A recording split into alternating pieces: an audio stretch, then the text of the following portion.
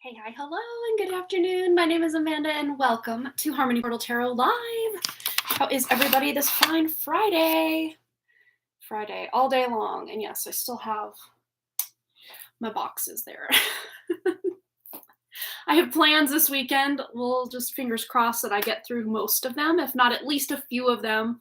I definitely want to cut my hair. That's like top of the list. Secondary is to make some more candles. Third is to do some cleansing, clearing, and spiritual protection. Maybe some candle magic. That's always fun. And another thing on the list would be to clear out some of these empty boxes and totes. And yeah. Anyone have any fun weekend plans? So we are at 11:02. We don't have any donations yet, but we are going to be doing a free collective to get us started. And what else are we doing? We are doing a giveaway and entering, excuse me, throat chakra.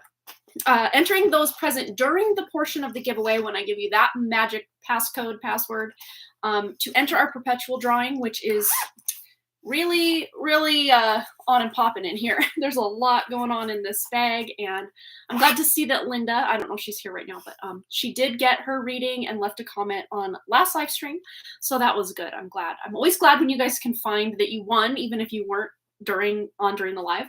To see it like after the fact, that just makes me so happy.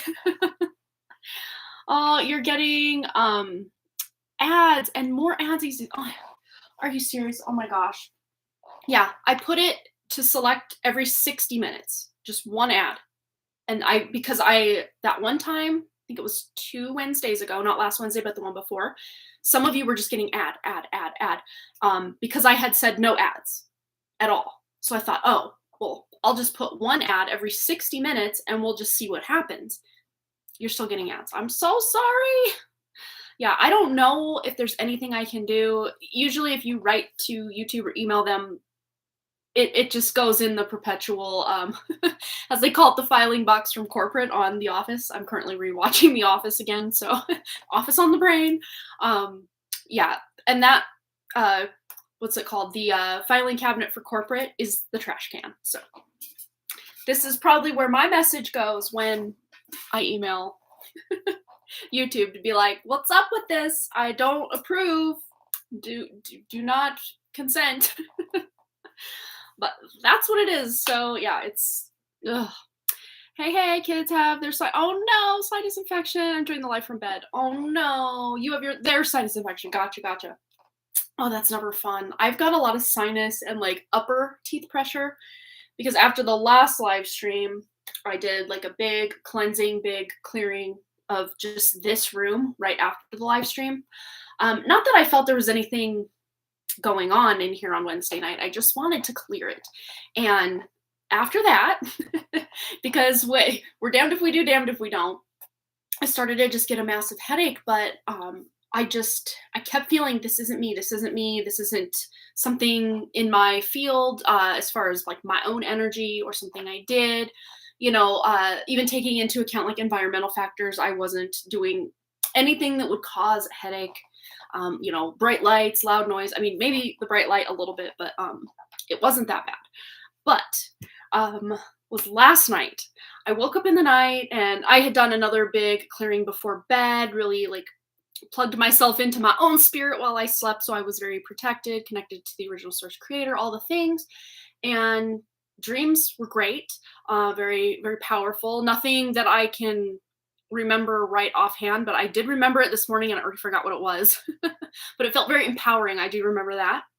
But I woke up in the night and, as one does, to go pee. And, I'm just going pee and I try to keep my mind clear while I'm, when I wake up so that I don't like get a thought and then attach to it. And then I'm up for 2 hours thinking. And then one thought leads to another. So I'm just, a lot of times when I try to keep my mind clear like that, I'll just envision kind of like those things when I know they had them in like the early 80s when I was really, really young, like a baby and toddler. We had this one, it was like this, almost like a TV set toy, and the screen would just kind of shift slightly. And kind of what it reminds me of is just watching clouds kind of scroll by or roll on by. And another thing in this pizza restaurant in Libby, when I was growing up, they had this picture thing on the wall, but it would move, and it was like a lake scene with mountains, and oh my god, it was, if I could ever find that like out in the wild to purchase, I would totally do it. And I know, I mean, today we've got all these plasma screens and smart TVs that you could just put something like that on there and it would be like so advanced compared to what that is, but I don't know, there's just something nostalgic about that specifically for me anyway. But anyway, back to my story. I'm trying to, just watch the clouds pass by, and I'm finishing up on, going pee, and I see this face just come into, because I keep my eyes closed while, again, to, not that it's bright and I don't turn on any lights, it's like 8.5, if you count the turn, I'll like just sit down on the toilet. I know, TMI, guys. It's like 8.5 steps from my side of the bed into our master bathroom. It's just like boom, right there. So I can just feel around in the dark. It's not a problem.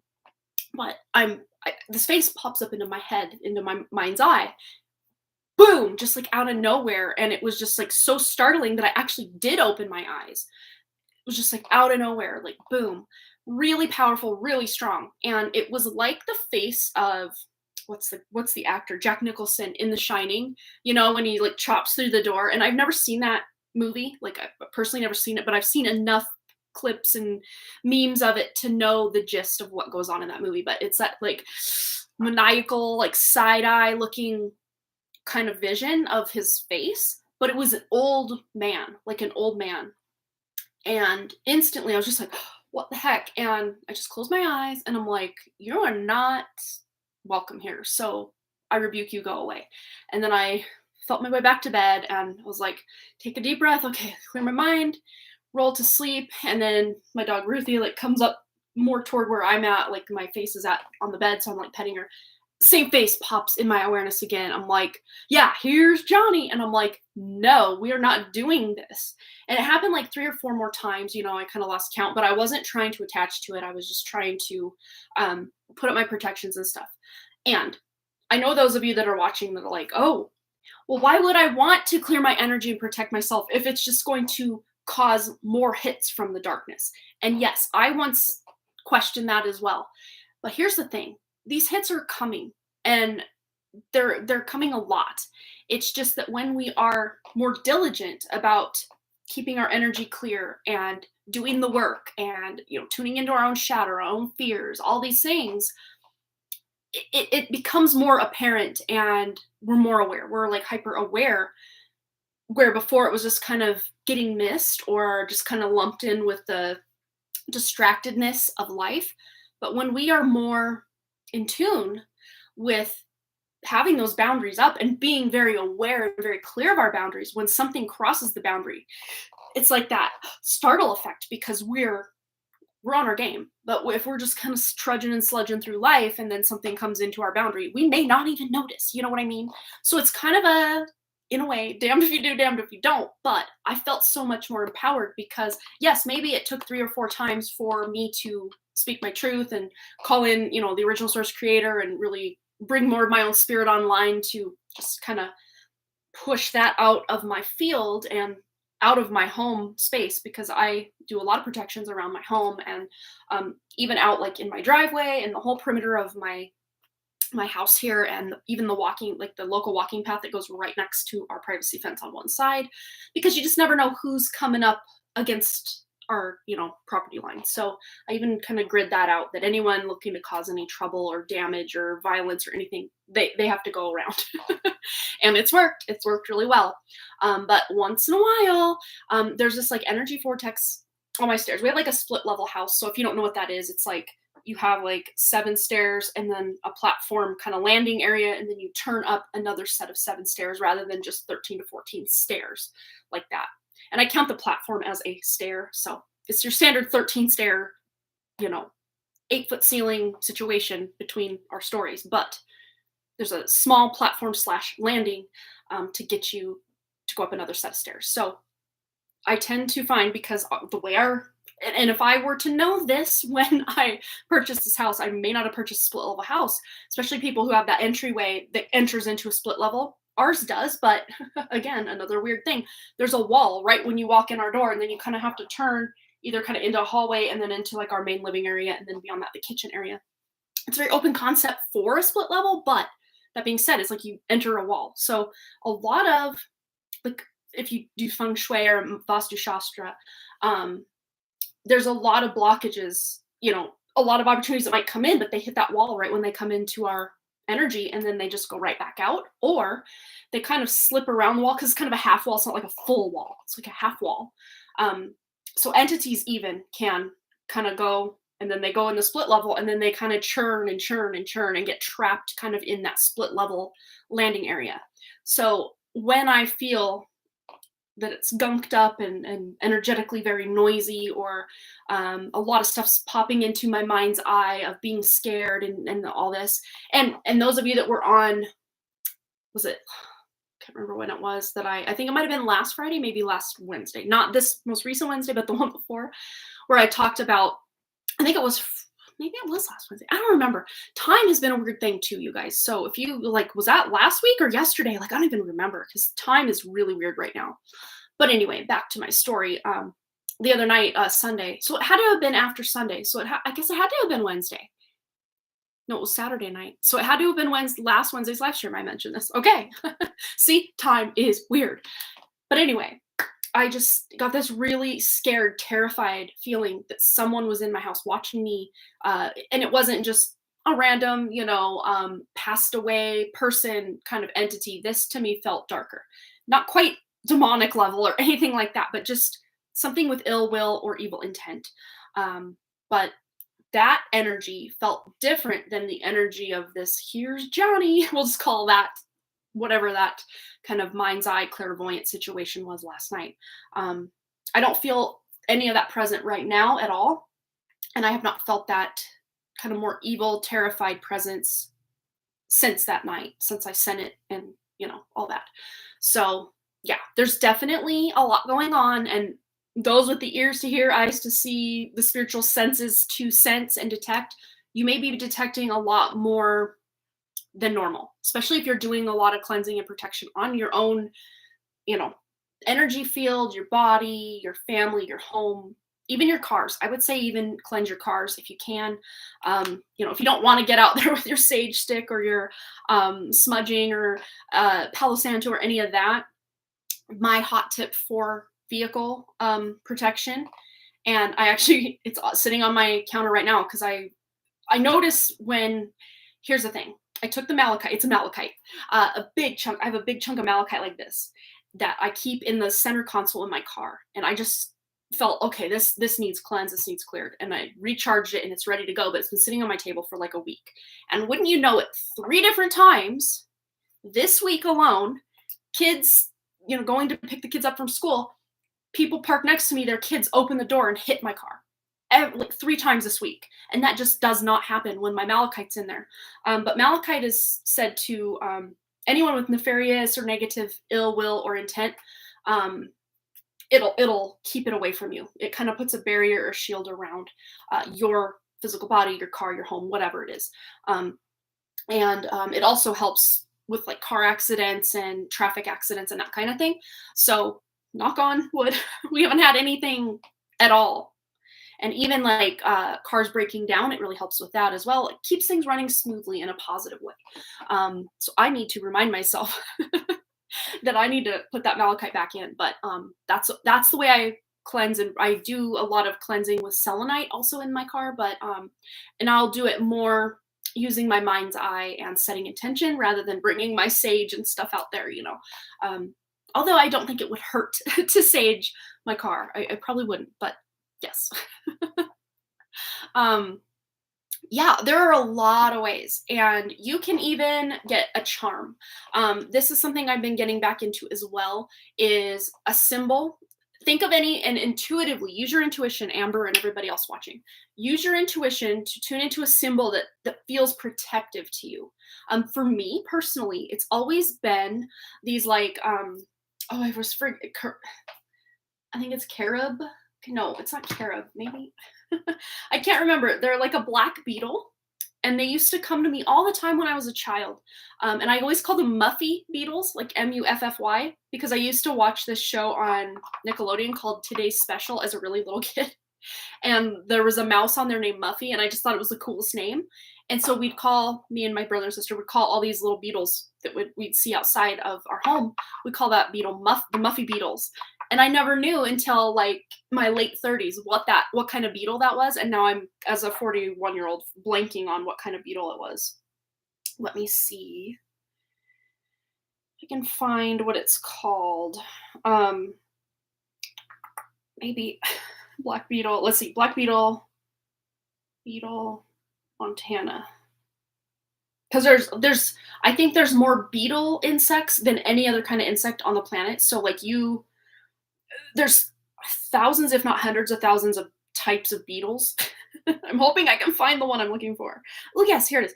Carabus, not carob, but carabus. Carabus beetle, and they look like this. And yes, I know that looks really scary, but even as a child, I felt so comforted and just this open heart toward this beetle. Okay, those of you that are creeped out by bugs, you might want to close your eyes. I'm not usually, but here it is. And they're pretty big. But I would let them crawl on my hand and crawl on, like, it did not bother me at all. Spiders was another situation growing up. The only spider I liked really was like, I mean, I would pick up daddy long legs. A lot of kids would do that. But like, I like the cat spider. I wouldn't go like touch it or anything, but like, I wasn't afraid of it. But we had a lot of, what do you call them? Like brown recluse and hobo. Hobo specifically, this, I'll show you. Again, if you're scared of spiders, look away. These spiders, hobo spider. We had a lot of these spiders in our wood pile because we had wood heat growing up, so I'd have to go out and get wood, and they'd like crawl across my hand. It just scared the crap out of me. And that I know of, I've never been like awake. I'd woken up and had spider bites and stuff, bug bites, whatever. But I've never like actively watched something bite me like that. But I've always been afraid until like probably again my late 30s. Now I'm just kind of neutral. Like if I see one, it's weird because if I feel this weird flutter in my ear, I know there's a spider near. It's weird. I don't know why. It's always been that way to me. But I'd go out to the wood shed, it's like wood pile more specifically. We didn't have the shed at the time, and it would be dark out, and my ears would be like, wah, wah, wah, wah. I'm like, this thing is full of spiders. Yeah. So back to what I was saying. For me again, it's that black beetle, but trying to find a little charm or something that represents the protection of that beetle that I feel might be hard to come by. Say if you have, the sign of a cardinal or a crow or a butterfly, really an angel wing, something that's very, I would say, common. You could find a charm or a pendant with that symbol on it and wear that, or put it in a pocket, put it in your wallet, put it in your car, put it in a place in your home. And of course, cleanse that every once in a while, like you would cleanse a crystal or your body, cleanse it every once in a while and recharge it. And of course, you can put any healing intention into anything you want. This is just a piece of onyx. It's been sitting here and I just grabbed it. So maybe someone here is called to work with onyx. Onyx actually helps clear grief, especially grief from loss. And I actually specifically got onyx, and it came into my life just grieving the loss of my best friend John. And I would say up until about early 2022 to mid 2022, from when he passed away in 2016, and I was even grieving the loss of him since around 2006, 2007. Specifically, the last time I talked to him through, funny enough, MySpace, and he was like very anti cell phone, having any like online presence back in the day. Anyway, the last message I actually ever received from him was on 2/7/07. So February 7th of 2007. That was the last communication I got. And it was through MySpace of all things, because neither of us had a cell phone at the time. So I didn't even know, but it's weird because I'd roll into town at my hometown where he lived. And it's like we were magnets. We would just intuitively know where each other were, and we'd run into each other every single time. Every single time. And it's not like we like, oh, meet me here at this time. We just energetically go there. But there was such a strong connection between the two of us that even with him alive the 10 years before he passed away, that I wasn't really in his life or he wasn't in my life, there was a lot of grief associated with that.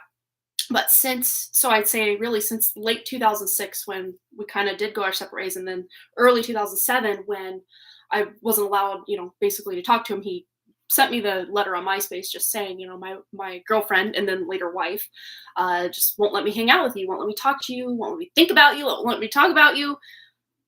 She just won't. So I respected that, and it was hard. It was really hard because my husband, well, then boyfriend, right, was like, "Oh yeah, John's cool. Like you can hang out with him anytime you want. You can do whatever you want. Like you're cool. We're cool. I don't have any jealousy." But it was not the same way with John's girlfriend, then later wife. So we had to go our separate ways, not because either of us wanted to, but that's just what happened. So I actually got Onyx in my life to deal with just the grief and the loss of that connection. And I mean, it would probably even be up till about early 2022 to mid 2022 that I couldn't even really start talking about him for any length of time without like having some really deep emotion associated with it. And yeah, I mean, there's still something there, but it's not to the level that it had been. Like I can now look back on our good times and just be like, okay, well, there were specific lessons that, us separating has for me, and I'm cool with that now. But for a long time, I'm like, why does this have to be the case?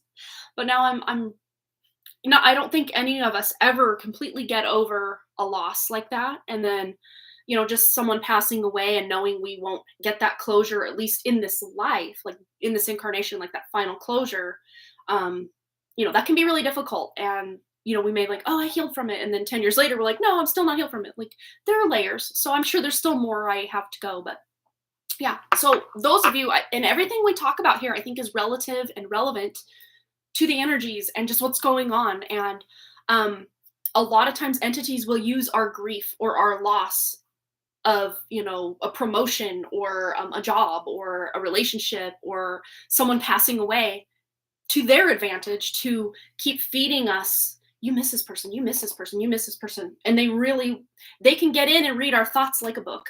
It's like it's basically like our journal sitting out on a table. Energetically, they can come in, unless you've got your protections up.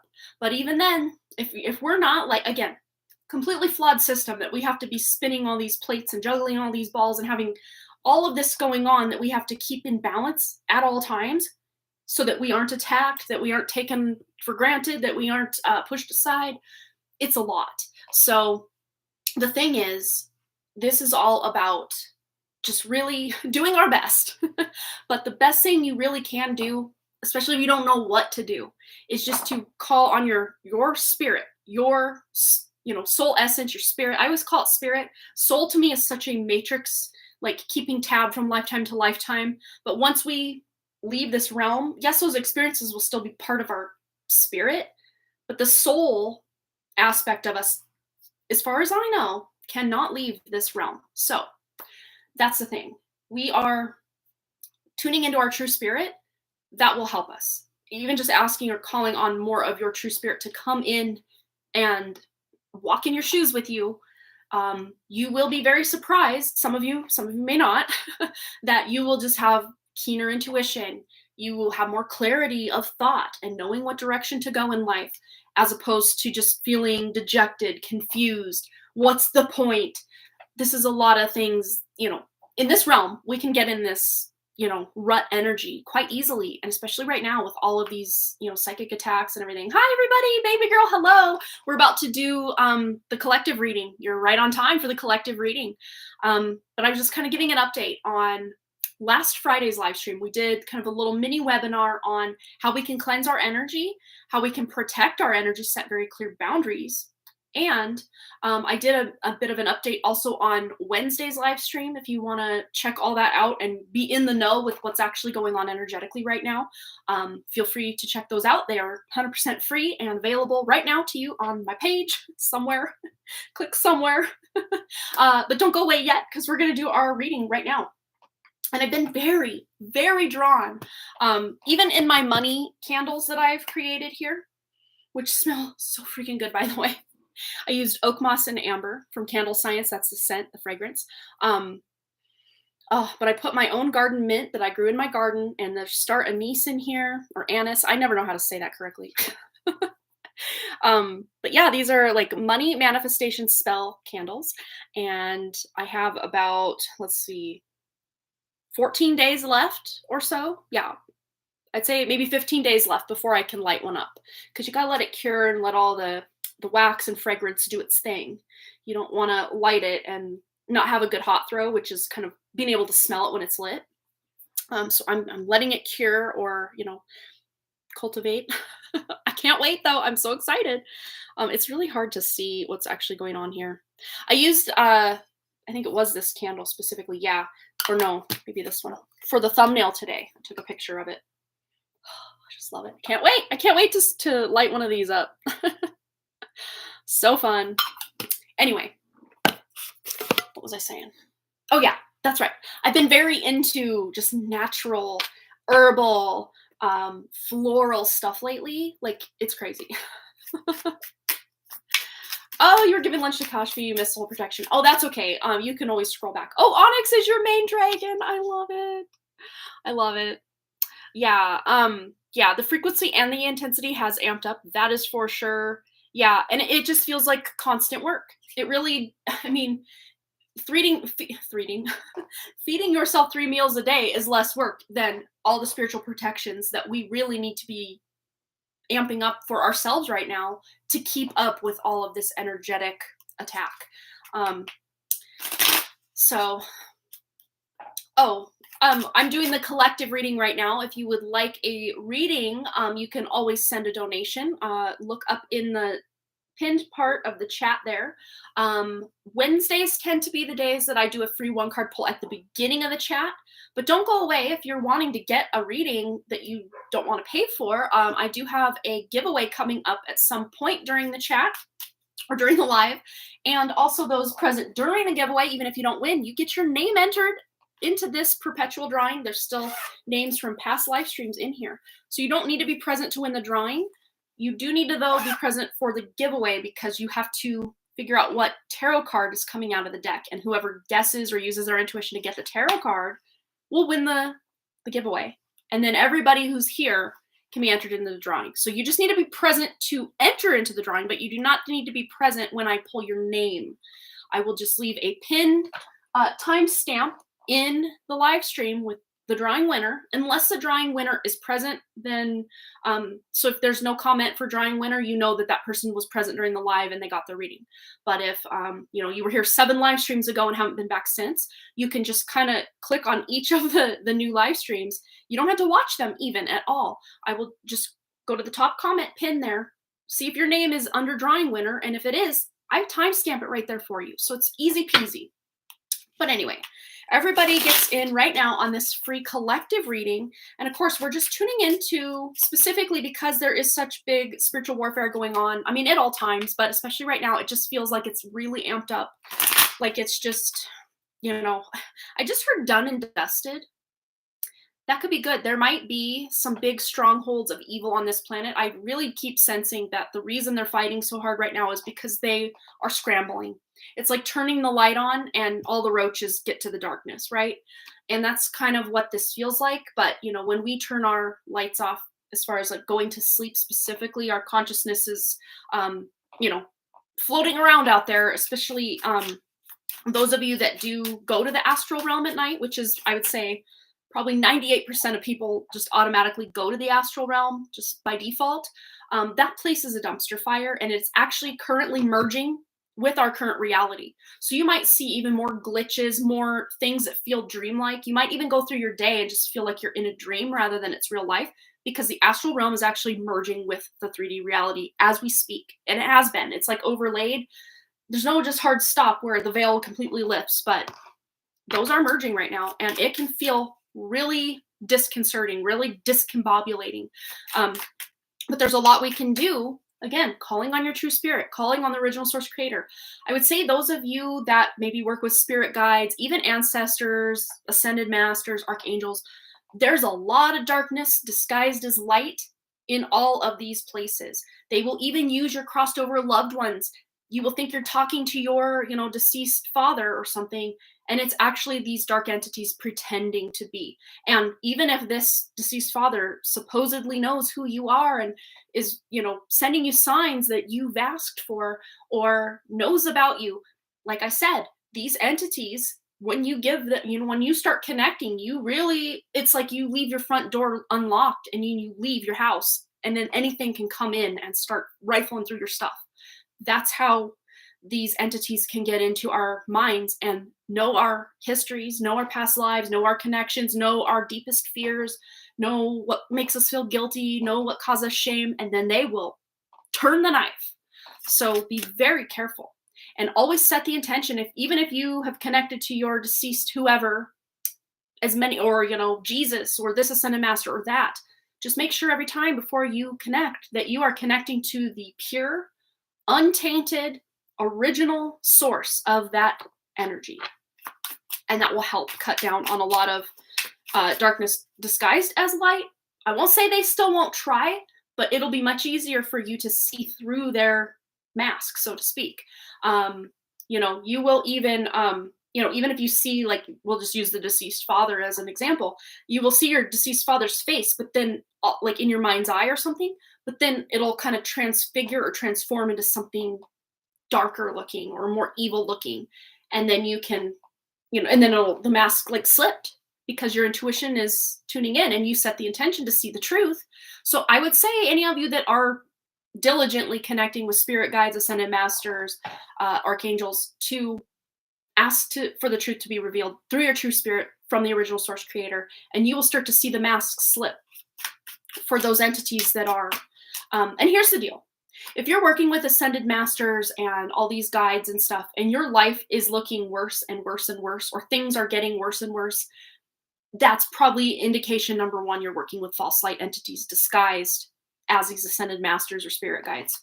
And that was happening to me for like 3 big solid years, until I kind of had I like how Amber, I called it the awakening from the awakening, but I love how Amber 9 called it the rude awakening from the awakening. And it really did feel like a huge slap in the face. Like I had wasted 3 to 6 years of my life thinking life was one way and now it's another.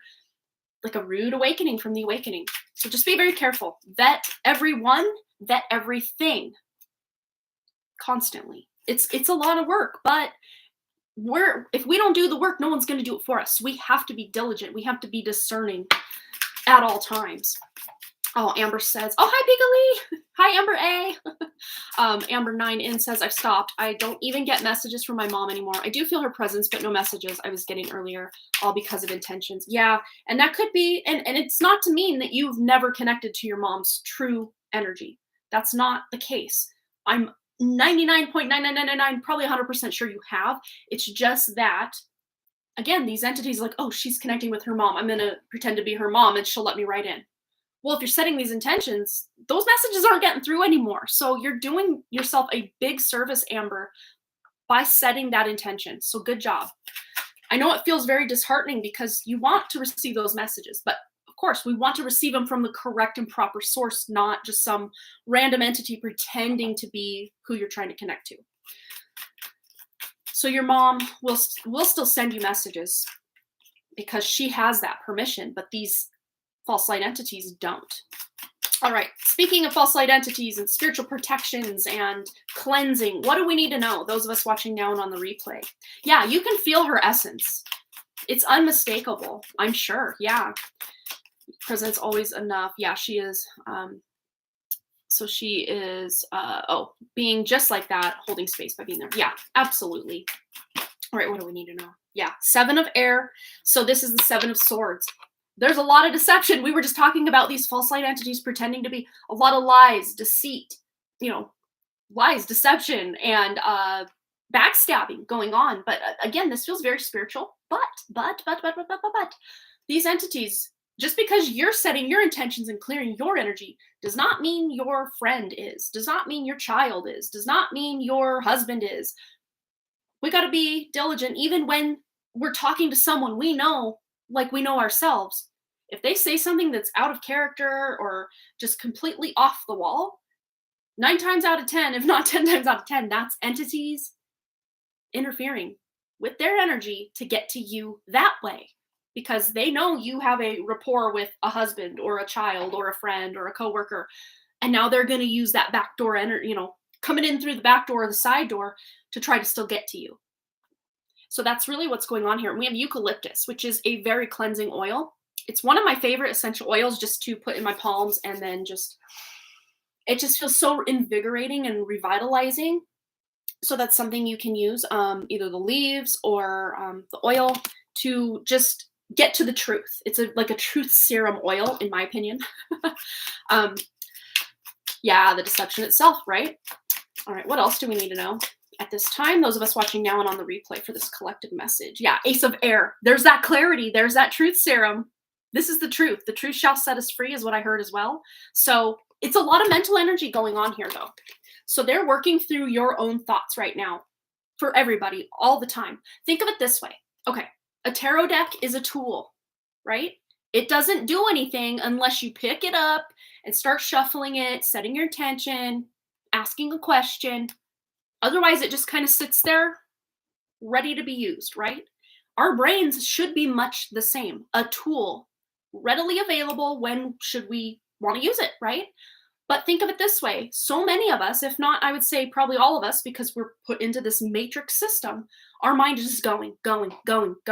Some of us more than others. If you have ADHD or like anxiety disorders and stuff like this, your mind might even be multi-layered, thought upon thought upon thought upon thought, constant.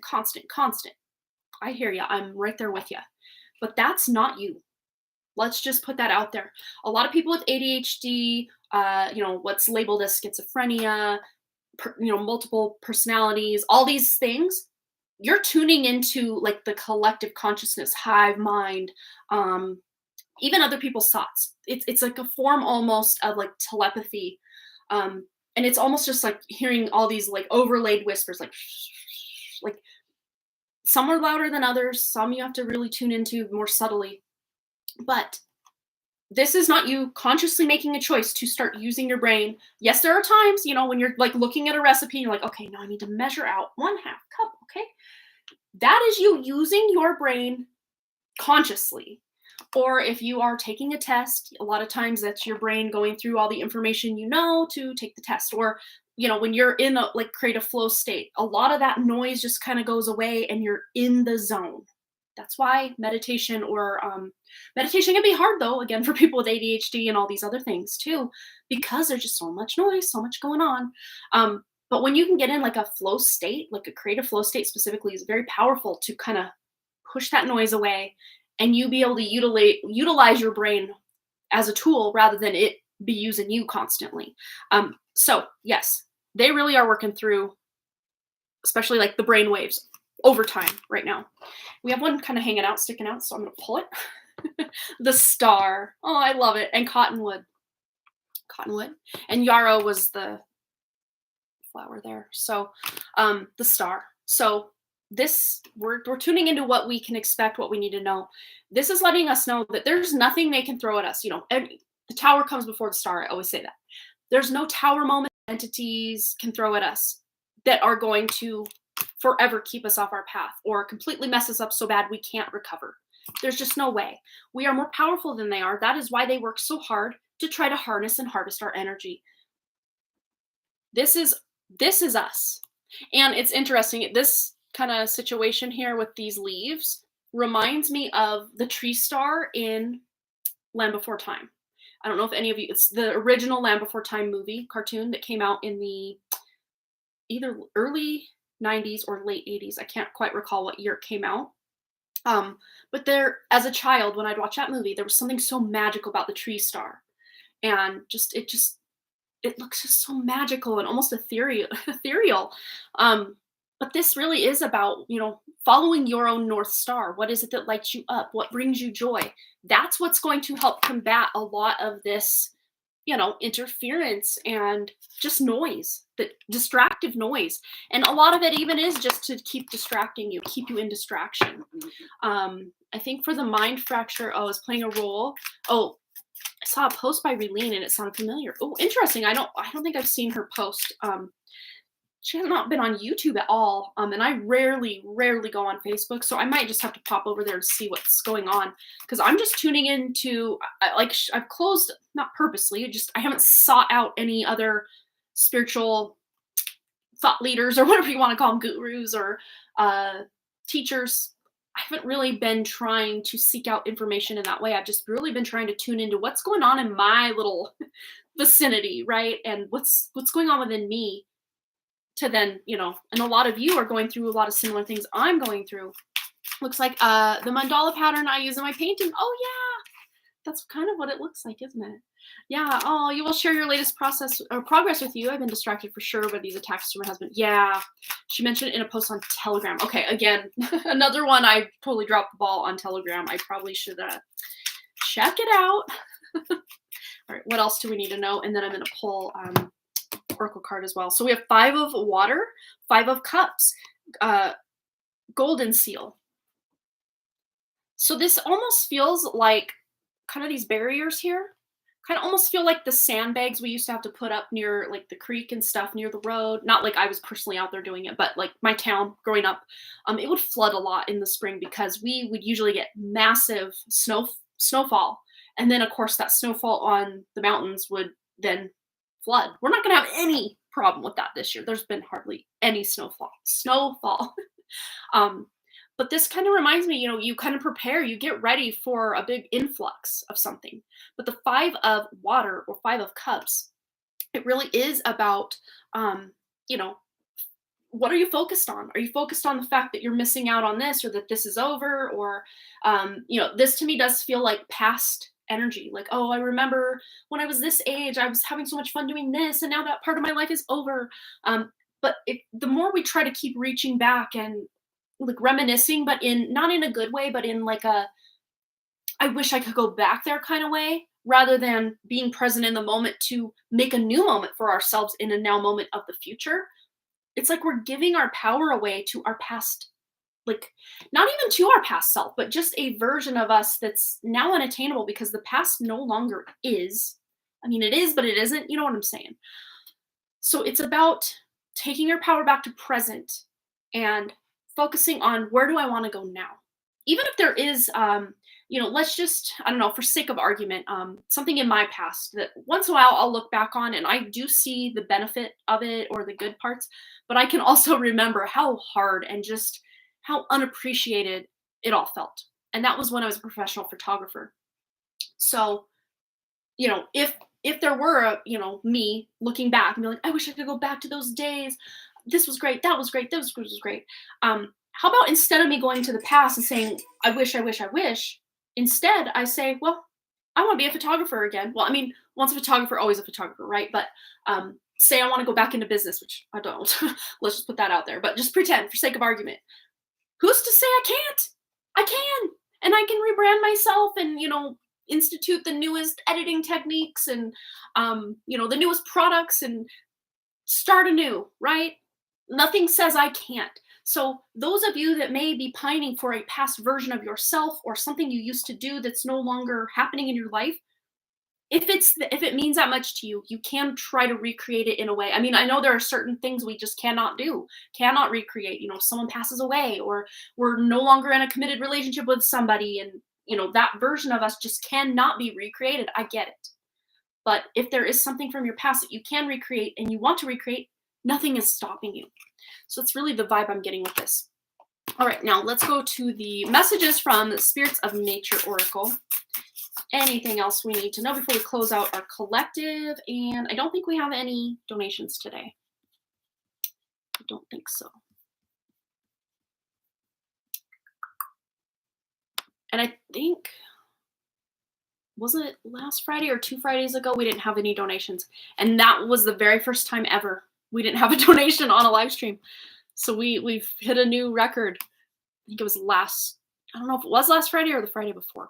One of them. Let's see. Yeah, getting back in the right mailbox here. Nope, no donations. Okay. Oh, Linda's going to donate. Cool. So let's see. As far as the rest of our collective reading, what we need to know specifically about healing and protecting ourselves in this major spiritual warfare that's going on. Wow. We have wind with movement and the number 44. And 44 is such a stable and like committed number as well. Very secure, very stable. So this is about moving.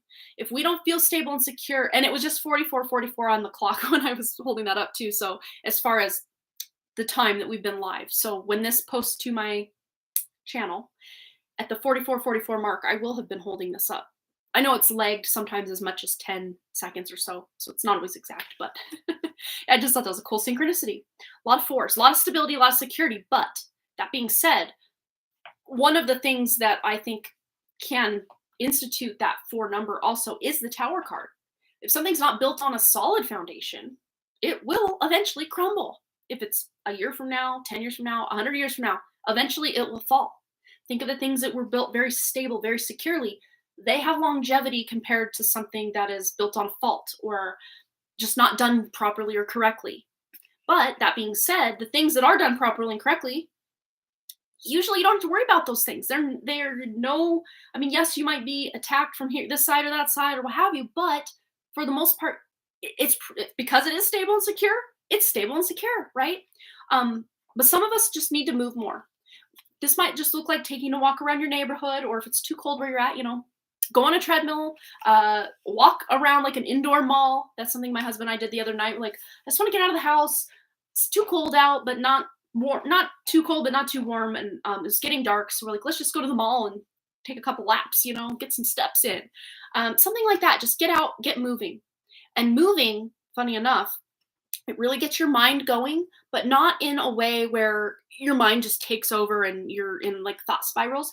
It's a productive way of like brainstorming, or a lot of times you'll just be walking or in motion, and that thing you were really like sitting there trying to figure out, you couldn't get it, finally gave up, walked away. It's usually when you're walking or in motion between point A to point B that the thought or the breakthrough occurs to you. So get in motion, get moving if you can. And those of you that don't move a lot, you really have a really sedentary lifestyle, you don't have to go big. Just, take a 5-minute walk, start small. You don't have to go crazy with this. Just get the ball rolling. A body in motion stays in motion. And when you have like a project or something that you're working on, I'll take my NaNoWriMo as an example. I gained some momentum early in the month, and I just got like on this kind of spiritual high to just keep on going. And it was almost hard for me, not so much the last week of NaNoWriMo, but say the midpoint. It would be hard for me to resist writing on my project because I was just so immersed and so on the ball, ready to go. I'm back to that point where it's been a little stagnant, and it's going to take some work to get me back in motion again. But fingers crossed. I did on Sunday edit or kind of do kind of a, because it was in like a first draft status. Now I'm kind of in a second draft status with chapters 1 and 2, and now 3 and 4. So I'm doing a little bit here and there. And next week I've got my writing schedule all written out, and I'm gonna just bite the bullet and get back to it. So get in motion on your dreams, on your goals, on any projects, on any decluttering, purging, clearing, even just your spiritual practices. If you've been a little stale, a little stagnant in your spiritual, meditations, prayers, protections, cleansing, working with your crystals, working with candle magic, whatever it is you do. If you need to dust it off a little bit, that's okay. And you don't have to go, spend an hour in meditation if it's been a long time since you've meditated. Take 5 minutes, take 10 minutes, start somewhere, and then gain that momentum to keep yourself going. There you go. Brandy Lynn's cheering me on from the sidelines. I love it. Yeah, the Matrix Control Program. Yeah, big Saturn energy. Yep, absolutely. And I'm technically, hopefully, again, fingers crossed that I actually follow through, planning to cut my hair on Saturday, Saturn Day. And I'm setting the intention that as I cut off these ends that I don't tend to get split ends unless it's like 2+ years since I've cut my hair. It hasn't been that long, so I don't have any split ends, but like they just feel a little drier than most, So I'm like, just want to dust it off, get it cleared. And Saturday is a great day to clear or, let go of things, clear clutter, clear karma, because Saturn Day, Saturn is that planet of karma, of even like karmic justice. Yes, and plus it is a new moon, right? Yeah, and isn't it even the Lunar New Year, Chinese New Year, starting like today and going till a couple days, right? I think. Don't quote me on that. I'm pretty sure. We'll start the new year, the year of the dragon. Yeah, got a draft next week. Want to do sprints on Zoom? Oh, that would be good. Yeah, I think so. I think that would hold me accountable and just again that little extra push that I need to just do it. Just do it. I would love that. Yes. Right. Email me and I will I will get back to you, I promise. All right. Alrighty, so yes. Let's see. Yeah, because a lot of times, especially if you're following Vedic astrology, like they'll be a day ahead of what it would be, say, in the US. Like they're like, oh, the new moon is on the 10th, but technically for us it's on the 9th. But yeah, I mean, if you're within a day, that energy is still very prevalent anyway. Yeah. All right.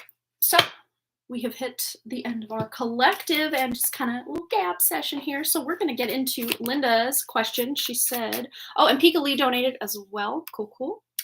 Linda has donated for 2 yes/no questions. Perfect. So Linda, go ahead and start us off, unless you did put it in. Okay, so I'm not seeing Linda's donation. Doesn't mean she didn't donate. It just means that it didn't email me about it. Okay, let's see. I'm gonna go over to PayPal and log in because I do have Pika Lee's question here. So I'm gonna see which of you ladies donated first, and then we'll start with whoever donated first. Let's see. Logging in, logging in, logging in. Takes a second. I don't want to set up major cashback. Oh, thank you. I just want to roll ahead with what I got going on here. Okay. Recent activity. Okay. So far I'm not seeing Linda's donation yet. Doesn't mean you didn't. It just means it hasn't posted over to my PayPal yet. I'm sure it will if you did already donate. It will. It doesn't always alert me. Usually it will on PayPal itself, but not through email sometimes. So I guess we will start with Pika Lee. Let's see. Yeah, maybe just check, Linda, just to see that it went through, because it's not showing on my back end here. Oh, just popped up. Just popped up. But we do have Pika Lee that came in just a hair right before you then. Sorry, I will close just to not share people's actual names, but there we go. So you can see Pika Lee's question, and the one on the bottom is donated first, and then this is most recent. So Linda, you are most recent. So we'll start with Pika Lee. Hope that's okay. And then we'll get into Linda's 2 1-card / yes/no questions, even though they're never 1 card. You guys know me. All right. So thank you so much, Linda, for posting those, and they will be available for me to see them when I need to see them. Thank you so much. So Pika Lee, hey, Amanda, it may be the interference that's going on lately, but Taurus seems to travel to Georgia quite often, or GA. I'm going to assume that means Georgia. At first, I thought nothing of it, but lately all these thoughts are swirling in my head, such as, does he have a second life over there? Oh no. Is he planning to move there, etc.? He told me he was there after already arriving and didn't tell me beforehand that he was going, and he didn't answer me when I asked how long he was going to stay. Can I get some clarity as to why he's been going to Georgia a lot lately and what purpose he has going over there? I think my mind is thinking of all the horror stories of significant others traveling back and forth frequently. Okay. Yes, let's tune in because we want to know. And of course, I can only tune in. I know there are readers out there, and this is something that's been coming up a lot. Just not that I've sought it out, but it's like been on my home feed. Like, how much is too much as far as digging goes in certain people's personal lives with psychics and readers and stuff. I always set the intention that I can only read as much as that person would be open. Like if I was sitting across a restaurant from this person, to be able to tune into however much of their energy they've got on display for like public consumption. I can't tune into people's deepest, darkest whatever. And if I were to, that would be a major ethics violation as far as my personal code of ethics. So just so we know, I may not be able to get as deep as some readers, and that's not because I can't. It's just because my own personal code of ethics will not allow me to. So I'm only reading, and I say this for people who, want to know what someone's intentions are toward them and what have you. I can only read as public domain, public display of said intentions. You know what I'm saying? Or intentions that they wouldn't be offended if you did know, if that makes sense. So, tuning in. Let's see what is going on for Pika Lee.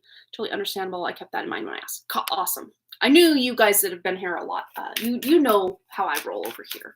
I have been in certain, I'm not going to name any names, certain readers' live streams, and it's been a long time ago, probably a year plus, where they're like digging in really deep to people's, like, it's again, like going in, breaking into someone's house and reading their journal level of privacy invasion. And I don't roll like that. Anyway, let's see. Clarity on why he's going to Georgia a lot lately and what purpose he has going there. Let's tune in with that. What's going on for Taurus? Pika Lee's Taurus. Okay, so came out like this, and I don't think I shuffled in reverse, but we've got the 8 of Water in reverse. So 8 of Cups.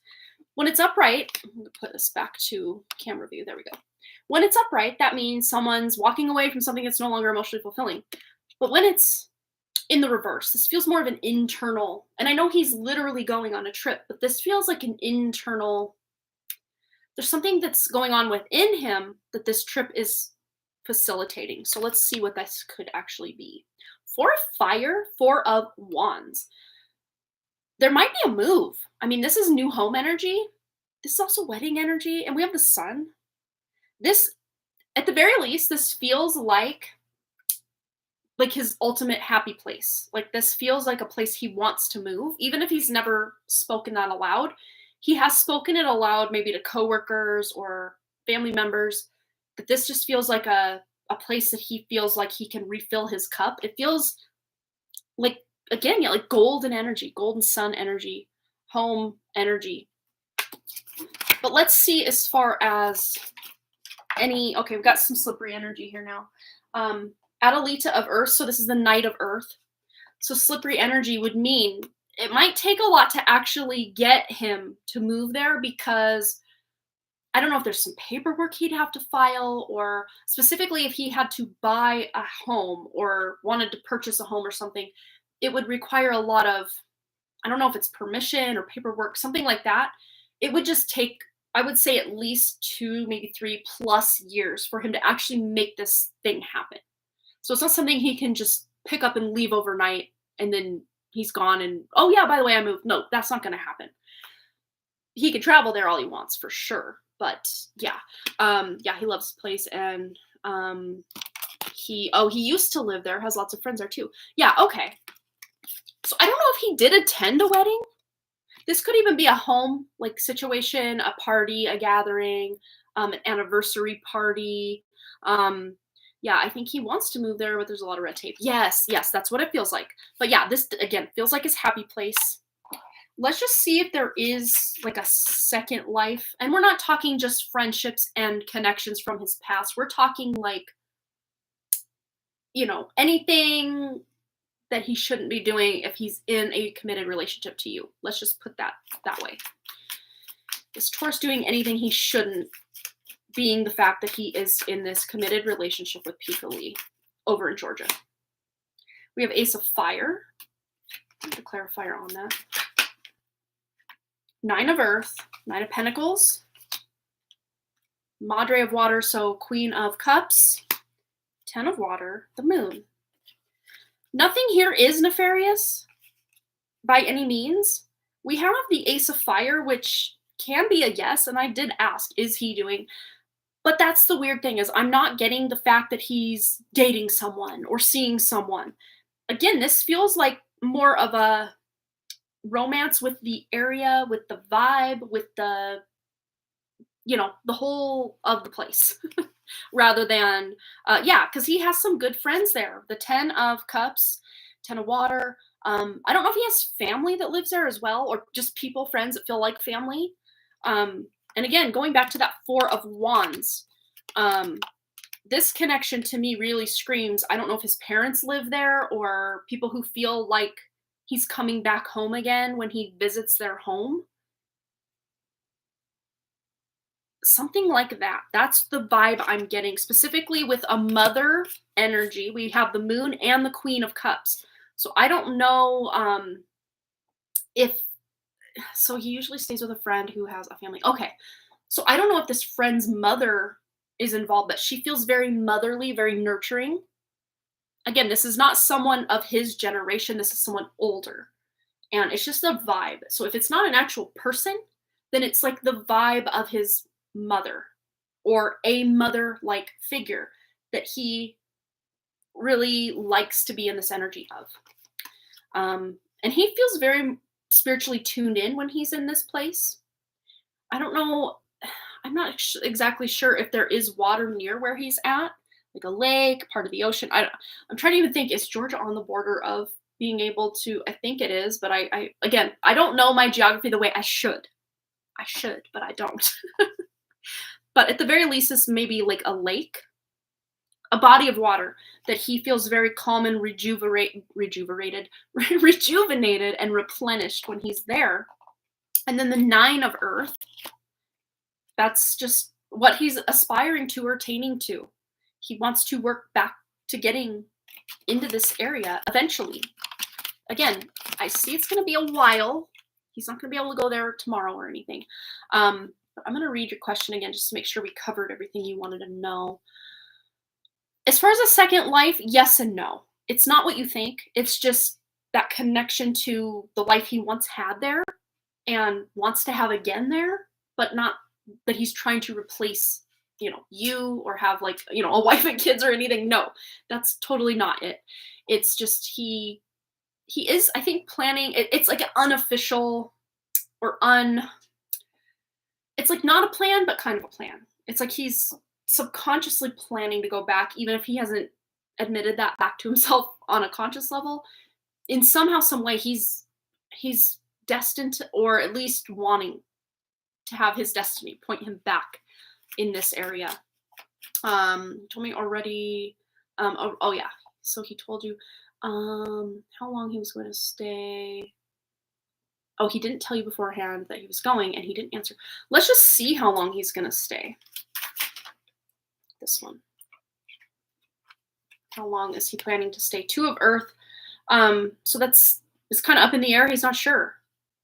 There's no end date. I don't know if does he work remote, that he can work from Georgia and not have to like show up at the office or something. Because it feels like, I don't know that he's put an actual end date on it. I can see that friend with the family is very warm and inviting. The wife cooks a lot of food whenever he comes and he plays with the kids. He always feels welcome there. Yeah. And it's interesting though, because it's not like he feels like, oh, this can be my life someday. I could be the husband to this lady. No, it's almost like he feels like he's one of the kids just hanging out, being nurtured, being taken care of when he's there.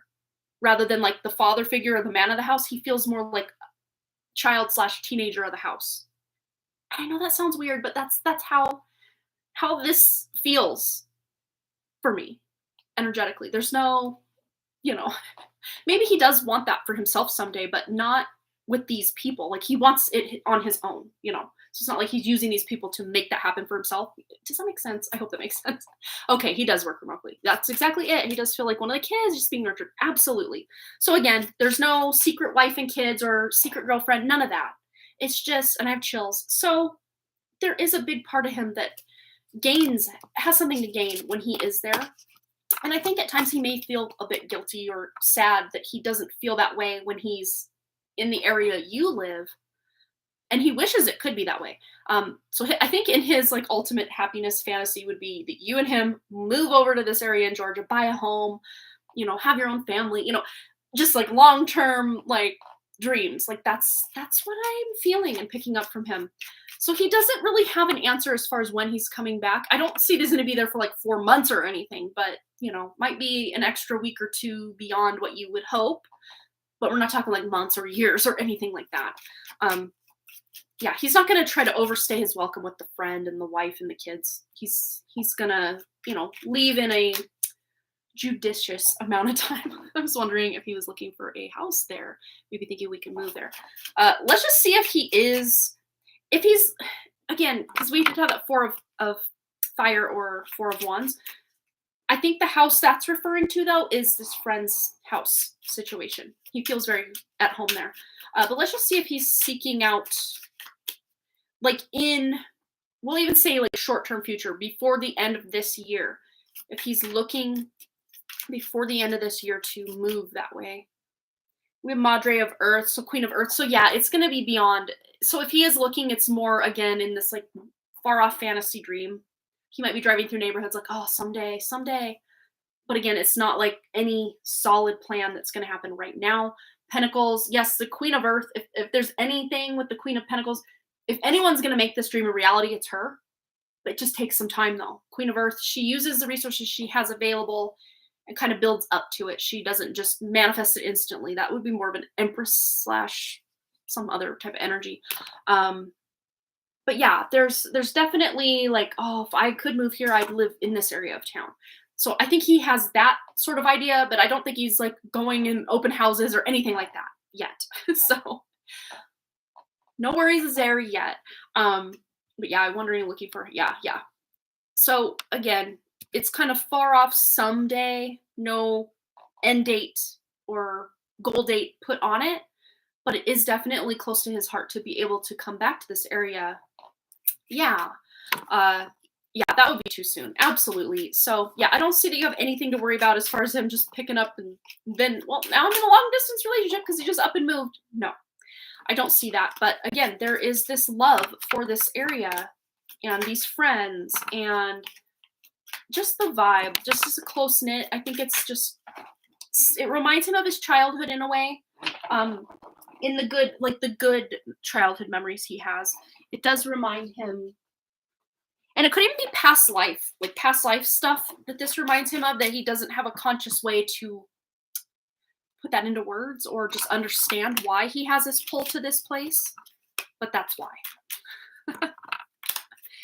All right. So I hope that, sigh of relief, everything's good. Yeah. All right, Piccoli, thanks again for your donation. Always a pleasure to read for you, my dear. So Linda, let's get Linda's first question going. So large medical bill that I asked to reprocess, and now it dropped by a big amount verbally, but I have yet to see it in writing. Am I being cautious? Is this too good to be true? All right, let's tune in.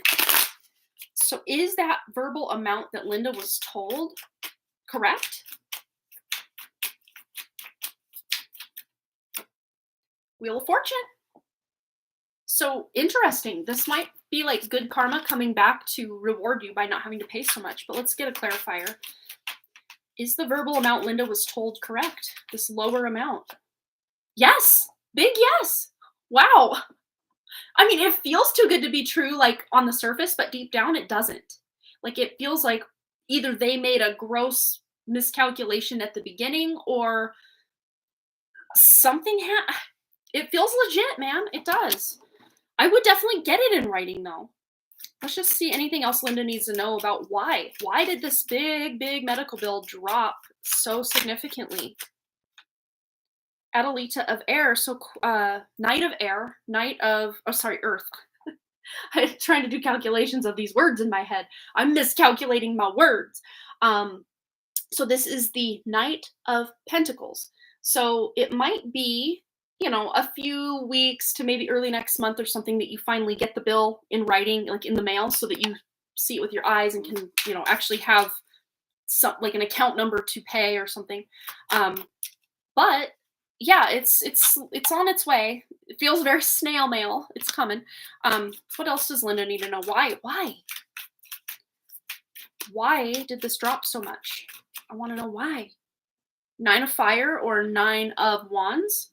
So this might have to do with, I don't know if insurance just initially wasn't going to be billed as much, but now they're picking up more, or the fact that you are, if you don't have insurance or paying more out of pocket, that some discount or something. There's like help here though. This isn't just amateur energy. This is like big energy. So in a way, this does feel like spirit helping somehow, which I know sounds wild, but crazy things can happen. Let's just see. Yeah, I don't see that it's too good to be true, but I definitely would. Yeah, Seven of Earth. Have some patience. You got 2 patience cards here, and I would even write the date, the name of the person you spoke to. This whole verbal, completely have it written out. If for some reason this bill comes back and it's at that higher amount, say, well, on this date, I spoke to so-and-so at this time, and they said this. Why would they say this? Just in case it comes back and it's not what you were verbally told. Let's see. Who went from over 5K to under 1K? Wow, yes. Want to see it in writing? Yes. I've been asking my mom and dad to have this turn out in our favor. Yay. Been keeping notes with times. Good. You're doing your due diligence. So, I mean, for the most part here, let's just see. Anything else Linda needs to know about this situation before we close out this part of the reading? Yeah, trust your intuition. But again, if it does feel too good to be true, maybe ask yourself why. But the number 28, you might hear or get the bill on February 28th. But also add that up to a 1, new beginning energy. So fresh energy, and that 28 adds up to a 10, and then that card you got very first was the 10, the Wheel of Fortune. So there's some cycle closed out that now you're on a different timeline. And that could even be why there's such a discrepancy, is you just shifted timelines to where this didn't cost as much. And I know that sounds woo-woo. I know that sounds out there. Stranger things have happened. So trust your intuition that, you'll pay a lower amount. And I really see it. Yeah. Adelita of fire or Knight of fire. So just be very firm in your conviction that you're paying that lower amount, because you shifted yourself to a timeline where you don't have to pay as much. And who wouldn't want that? I mean, to save $4,000 or more dollars, heck yes, sign me up. That's a huge win. So yeah, I would just, keep envisioning that bill coming in the mail, you opening that bill and it being for $1,000 or, $949 or whatever under 1K it is. Just picture it being that low amount and how excited you are that it's that low amount, Yeah, trust and believe. There you go. And I know it sounds out there. I know it sounds woo-woo, but crazier things have happened. All right, Linda, let's get into your second question. All right, here we go. My son is trying to sublease his student apartment for the summer, May through July. Do you feel this will happen? And if so, when? We've advertised it and no luck yet. Any info on who and when? Okay. So let's see if the subleasing of the apartment for May through July will go through or happen. Will this happen?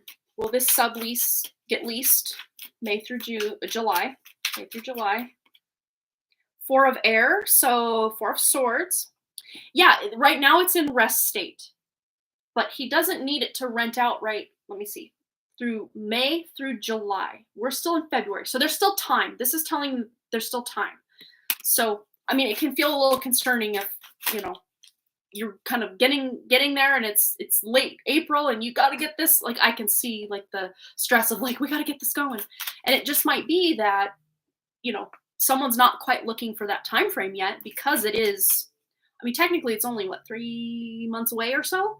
Time goes fast. So it's gonna be here before you know it. But as far as getting this apartment subleased for the time Linda's son wants it subleased, May through July, will he be successful in getting it leased out for that time frame? 5 of air. Okay, there might be some 8 of air. Okay. It feels to me like there might be cutting it kind of close. Either there's just a lot available to where people are picking other places, or even just that stress or worry about it can kind of sometimes block. But there's a lot of mental activity here with the 4 of air, 5 of air, 8 of air. These are swords, which are the mental chatter, mental capacity, just thinking about it, stressing about it, worrying about it. Because there might even be competition.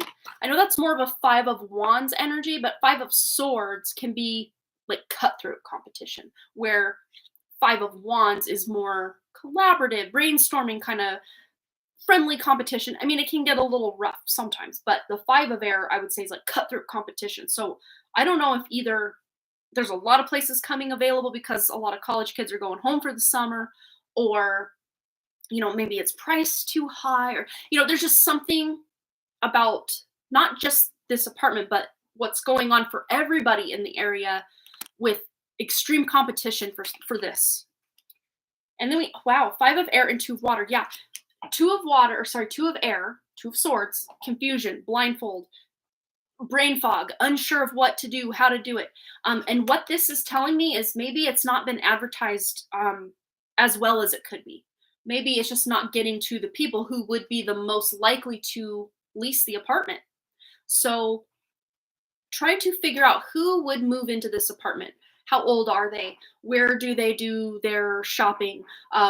Where do they find out about apartments? And kind of get into this brain space. We got all this mental energy here. If it's another college kid, if it's an adult with family, like who is this person that he's wanting to, or that would most likely lease this apartment for those 3 months, right? May, June, July. Who would this person be, and how can you advertise in such a way that you will get this person on the hook? Because what I'm seeing, even though the 5 of water here is, again, it might be in preparation, which I feel is where you're at now. And if you go back to the collective reading, we were talking about how, this almost feels like sandbag energy or creating a barrier.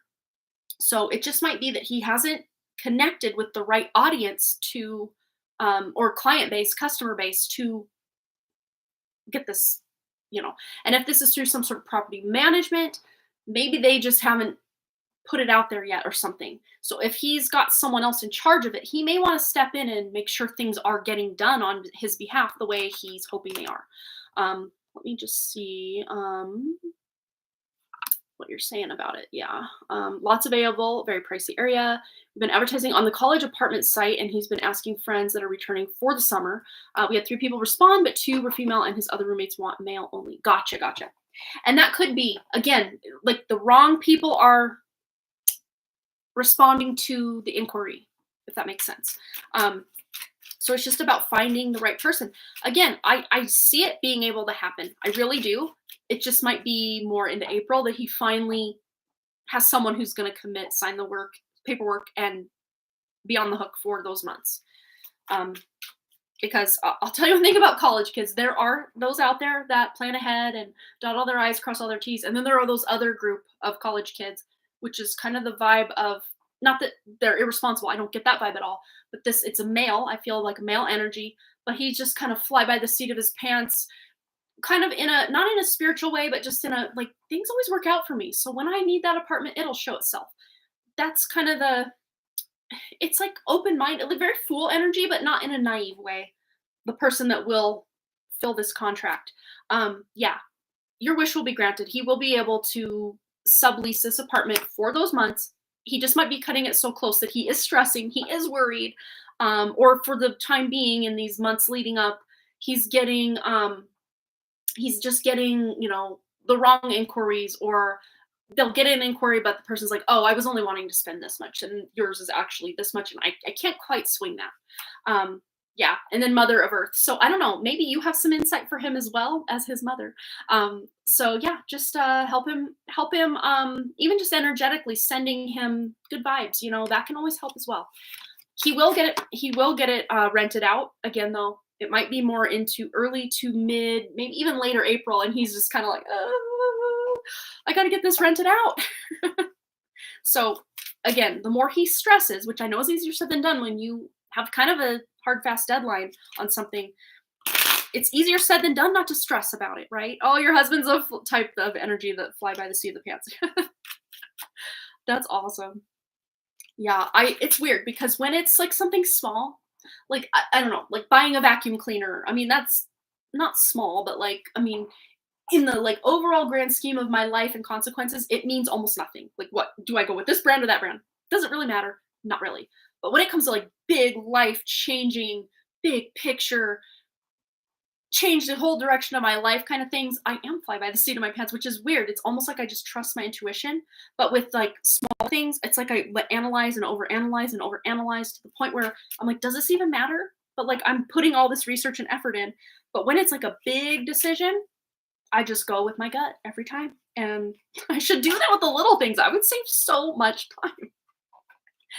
But like when I signed up, I in college, for media arts, they were just making it. It was a minor at the time, and I was doing a media arts minor, and they were going to bring the major on, but they were only taking 16 in each track. They had the video production track, which I had already been like, sign me up, signed, sealed, delivered. That's where I'm going.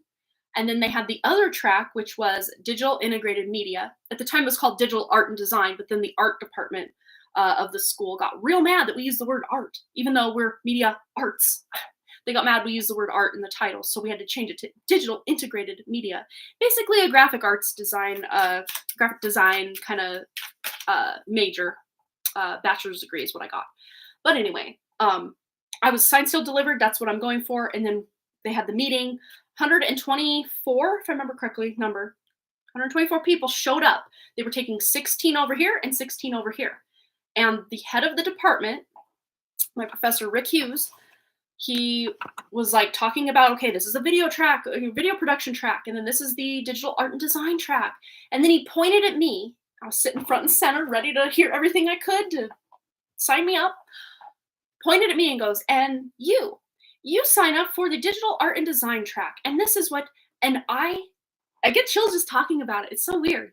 But I was like busting my butt for the 3 years before that, even doing like the journalism track, the radio and television track, which I had no interest in being on the radio, or like a newscaster. But that was the closest thing I could get to video production.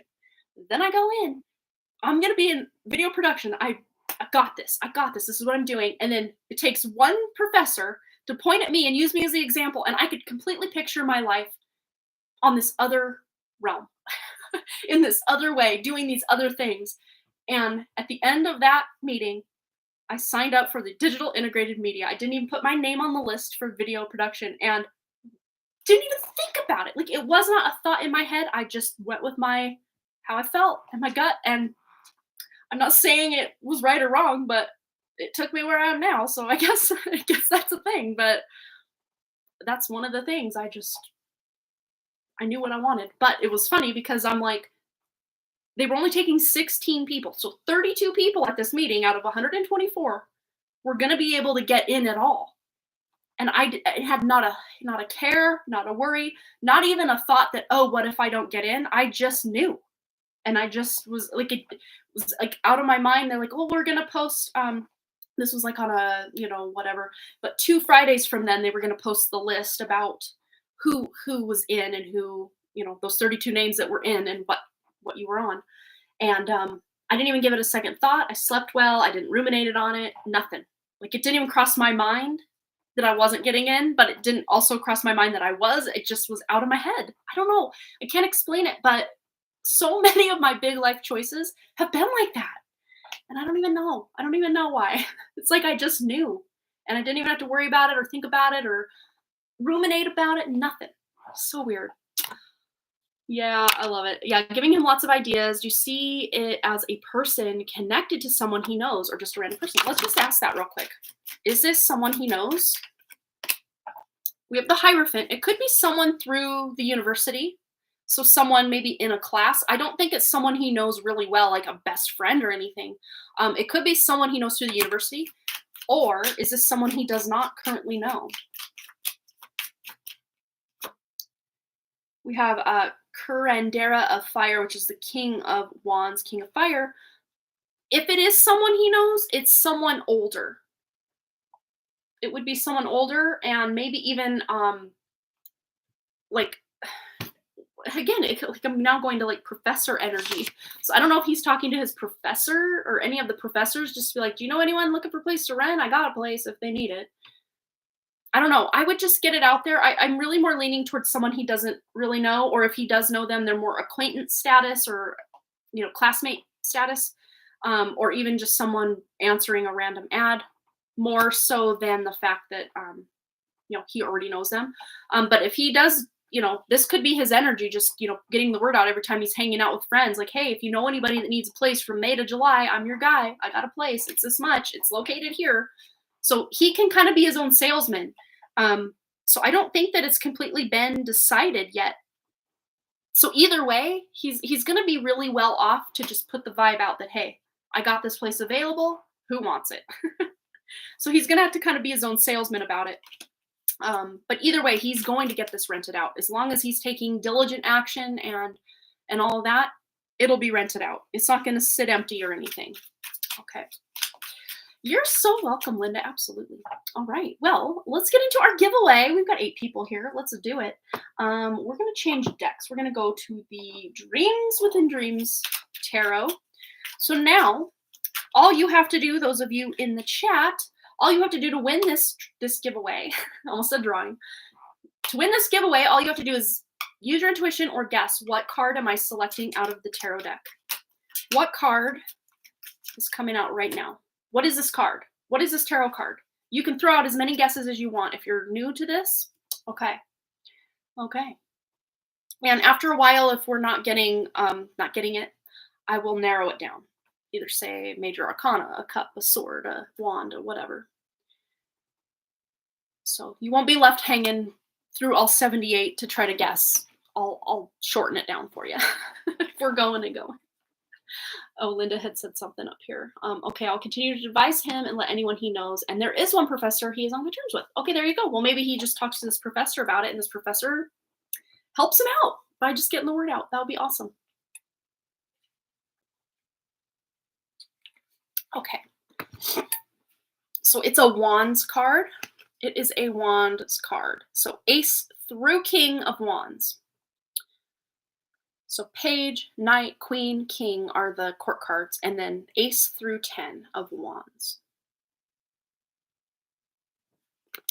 Okay. I'm just going to wait here and see when we get it. I feel like I'm a little low in my chair here, but if I go too high, then my armrest doesn't go below the desk. I can do that. There. Now I feel like a big kid. I'm a big kid now. That like pull-ups or something commercial? Oh, I just saw someone got it. 10 of Wands. 10 of Wands. Amber. Amber has won. It is the 10 of Wands. Got this big Kraken here getting this ship that's on fire. So something is ending. Something is being pulled out of your life. This feels like overwhelm. I mean, you can't get any more overwhelmed or overburdened than you already are. Things are going to start looking up. They are, Amber. So all of you that are here right now, if you want to be entered, we got 7 people. Let's put a 777 in the chat if you want to be entered into the drawing. And then Amber, go ahead and post a question in the chat, whatever you want to know. And Linda H, this is the name I drew for you on the last live stream. And because it's lucky and it's already written out, let's just put it back as your entry today.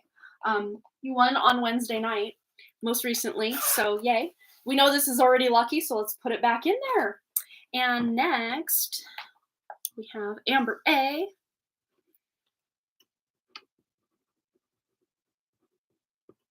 Amber A.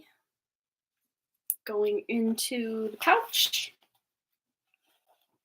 And Amber 9 in, going into the pouch. Oh, I'm so glad it resonated. That's awesome. Yeah, I'm always glad when you guys aren't there, but you do find your reading, your drawing win. I love that. I love that you found it. I love that. All right, Amber 9 in.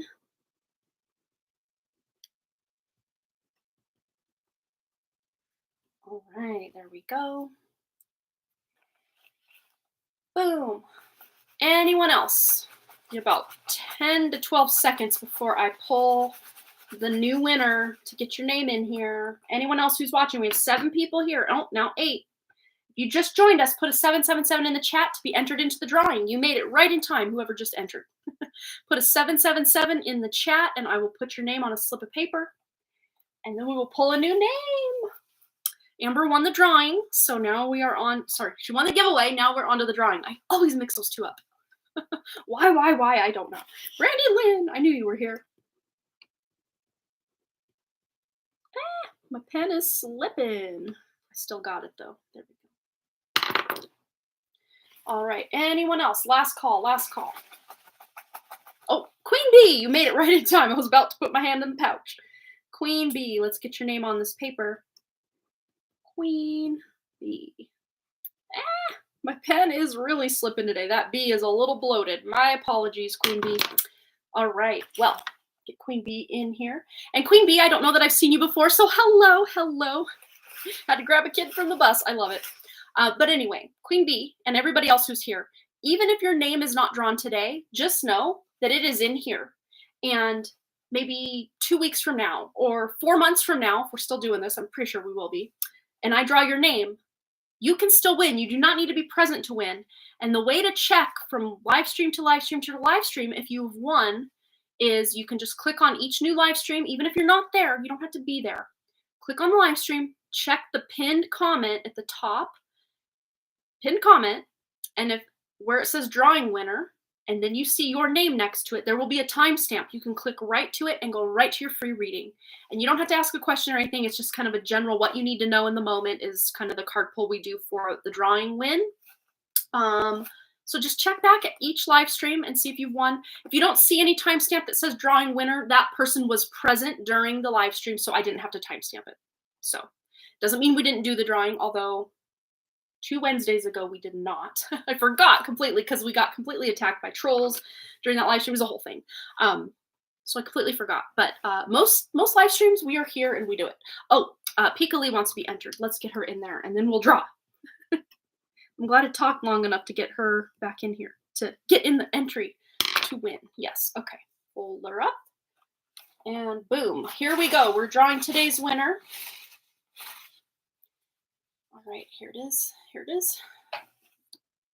We have board resellers. I have not seen this person in here probably since we put their name in, and that was a while back. Board resellers. So I will pull a card and leave a timestamp for board resellers. Unless board resellers is here, then you can get your reading right now. I've not seen her in a hot minute though, so. Let's see, Amber wants to know, and of course, anyone who's just joining us, we're kind of at the tail end of the live stream. We've run out of donations, so anyone else wanting to get a reading, go ahead and donate. Otherwise, we have 2 readings remaining, which are Amber and board resellers who won the drawing today. So Amber, 10 of Wands. So part of your overall energy for this reading, of course, is the one that you use to select to win you the drawing, or sorry, the giveaway. Again, always get those confused. So I don't know if you're just really overwhelmed, overburdened, there's a lot going on, but let me just read your question. I want to participate in the art fair on March 30th, but no matter what I do, I am not able to work on making a collection. I feel under attack indirectly through my husband. I feel like disappearing. Yes, this is exactly, it's like coming from the depths. It's like you're already feeling like this burning ship, but then you're under attack from this other. It's just like from everywhere. It's like attack. Again, I don't see that you're personally doing anything wrong. You can, amp up your spiritual protection and clear and completely, especially because you do live with your husband. This is the thing. If we're living with someone who either directly or indirectly is attacking us, either through their own volition or entities, demons, dark forces, whatever it is that's working through them to get to you, either way, every time that you have another conversation, pass them in the hallway, sleep in the same bed as them, share a meal at the table together with them, you're creating a new cord. Every day. Every interaction, every conversation, every glare, every look, every constant. So it feels like a constant battle that can continue to clear these cords. But that being said, I know it's really hard to dwell in a place or a home where there's contempt and animosity between you and someone that lives there. That's difficult energy for anybody. Oh, personal reading. Oh, and shared mandala as well. Oh, let me check your mandala.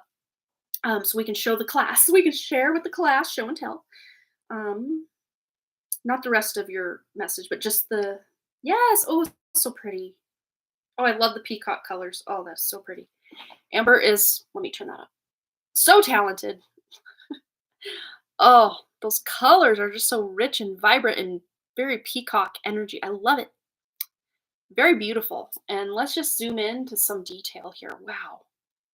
I mean, talk about talent. I don't think I could do that at all, but that is amazing. Amber, thanks for sharing. It's just so beautiful.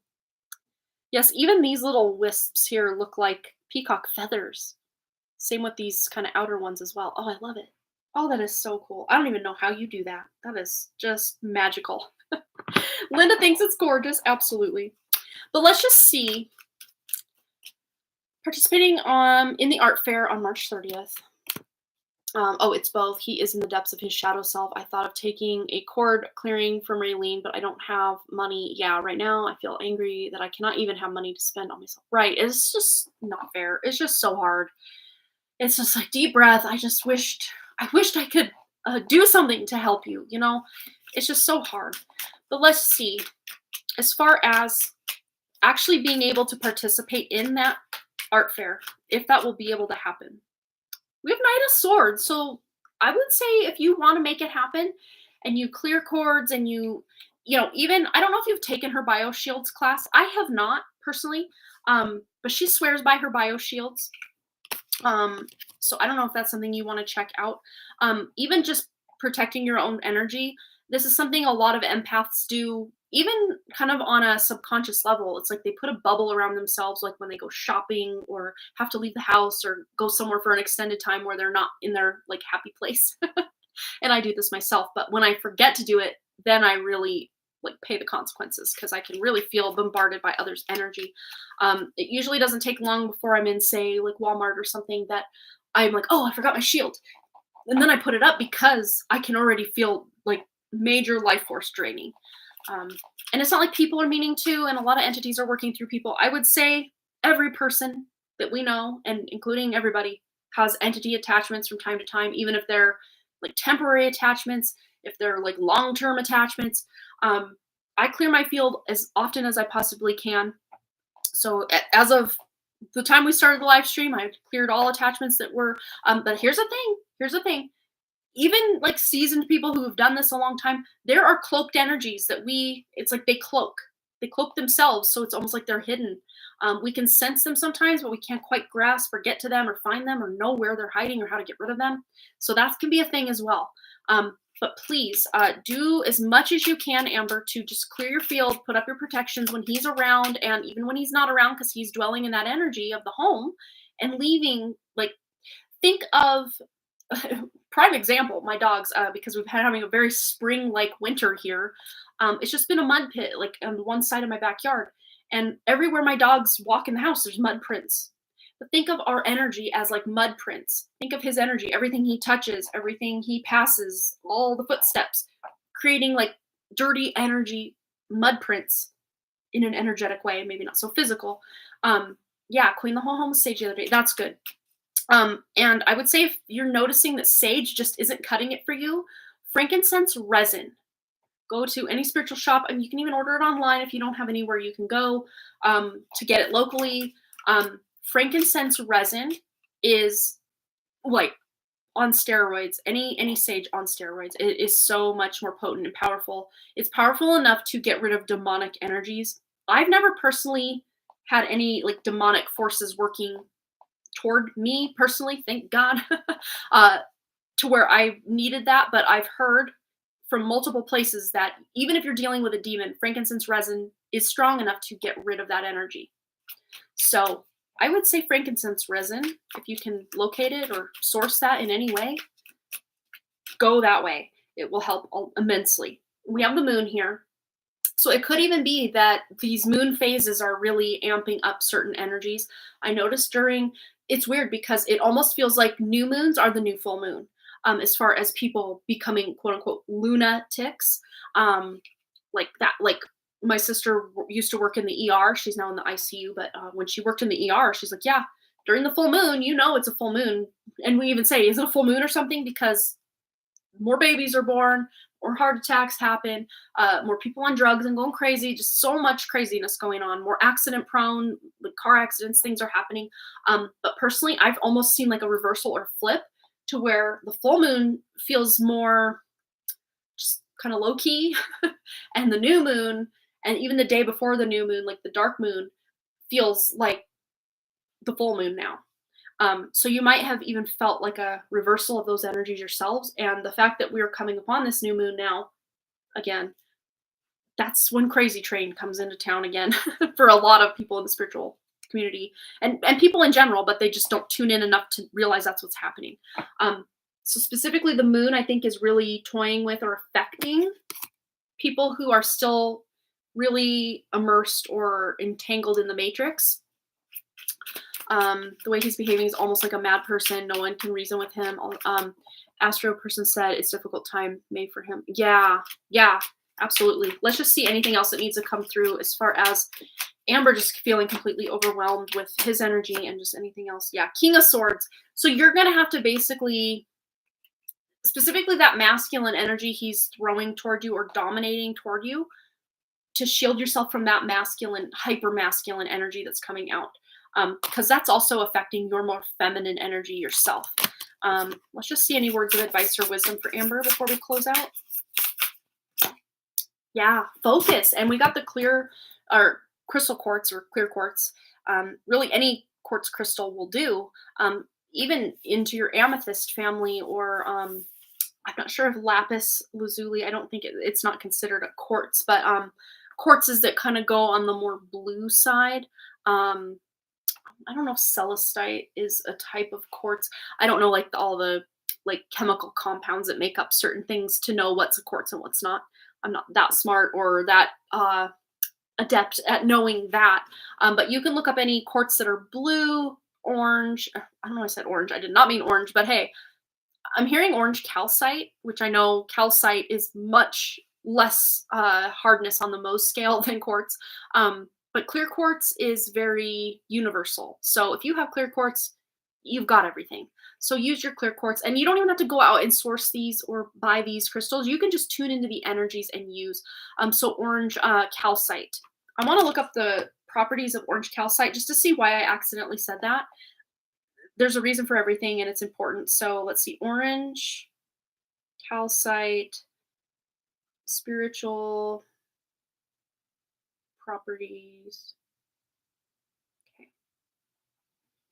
So promotes the flow of positive energy in your everyday life. That's why. You don't have to buy one. Just tune into the energy of orange calcite. Helps you to discover and embrace your soul purpose, facilitates intuitive visions, enhances your psychic powers, aids in channeling, enhances creativity. So everything you wanted to know about, being in this art fair on March 30th and all of this, some orange calcite will do you good. Oh, you have yellow calcite. Oh, you had a yellow calcite, but it's missing along with your spirit quartz. Oh no. So how about this? Just tune into the energy of whatever crystals you feel like, but orange calcite specifically feels very just powerful, potent for you at this time to be able to get back down to business to create your collection for this art thing. Of course, if life itself, just the daily burden of life is too much and you can't focus spiritually or creatively, but spiritually as well, spiritually, creatively are very hand in hand, in my opinion. But it's interesting. All the colors that we were talking about earlier with the purples and the blues and the orange, they're all right here. Look at that. I didn't realize that. Yeah. So to me, this feels like if you cannot get to that creative place to create this collection, to be able to enter the art fair, please don't beat yourself up or feel like you failed or get really mad that you can't do it. I feel like if you can't do it or you can't make it happen for yourself, there's a reason.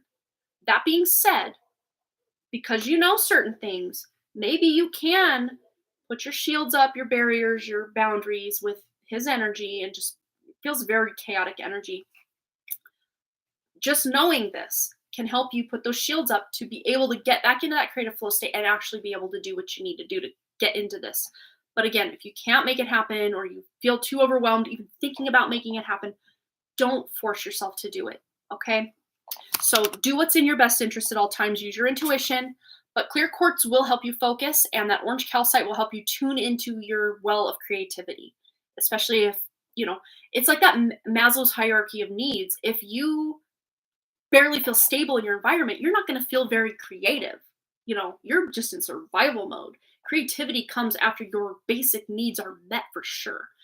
So if you don't know what Maslow's hierarchy of needs are, I'll just write it out. Right, Maslow's hierarchy of needs. I learned this in college, like really early college, and of course that is not an apostrophe. That is a semicolon, or is it a comma? I think it's a semicolon. I meant to do a apostrophe. I can spell, I swear. Yeah, so check that out.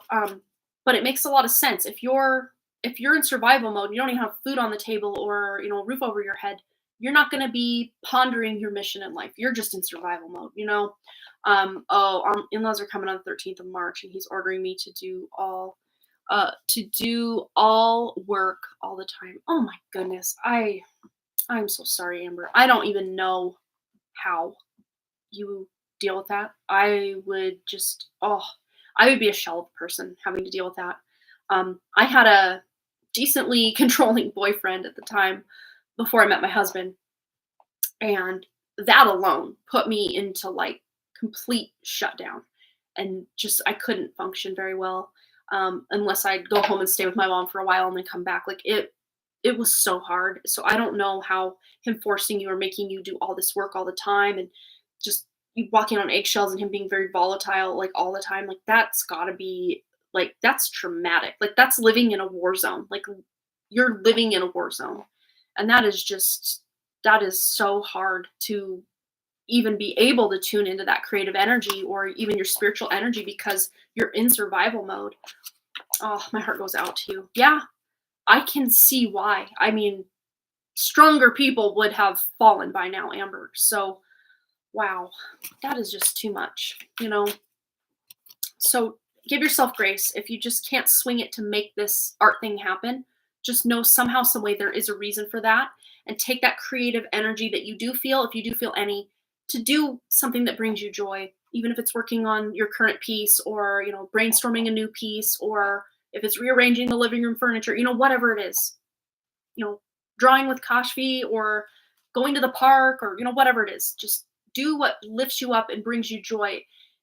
Snatch every single little moment of joy out of your day or create every little moment of joy in your day that you can, because that will act as armor against this negative energy. Because this negative energy wants you to just succumb to the negativity and then start throwing out your own negativity. Which, think of it, when you're tired, when you're mad, when you're feeling frustrated, we tend to snap at the people we love, or, we just aren't as patient as we should be. And, we get into this negative state ourselves. But when we can start dialing it back, returning to sender as far as our center, not sender, returning to center. that did come out sending like returning to sender, didn't it? But I meant center, like with a T, CENTER, which is your true spirit. And just, especially in those extreme moments of overwhelm, Amber, if he is in the process of yelling or ordering you around or whatever it is, or even if he's just not talking to you, but he's just really throwing off a negative vibe, just envision your true spirit coming in full force, or as full force as your physical body can take it, because we don't want you going into overload. But as full force as you can take without going into overload, and just projecting your aura out to create a protective bubble around yourself. That will help a lot.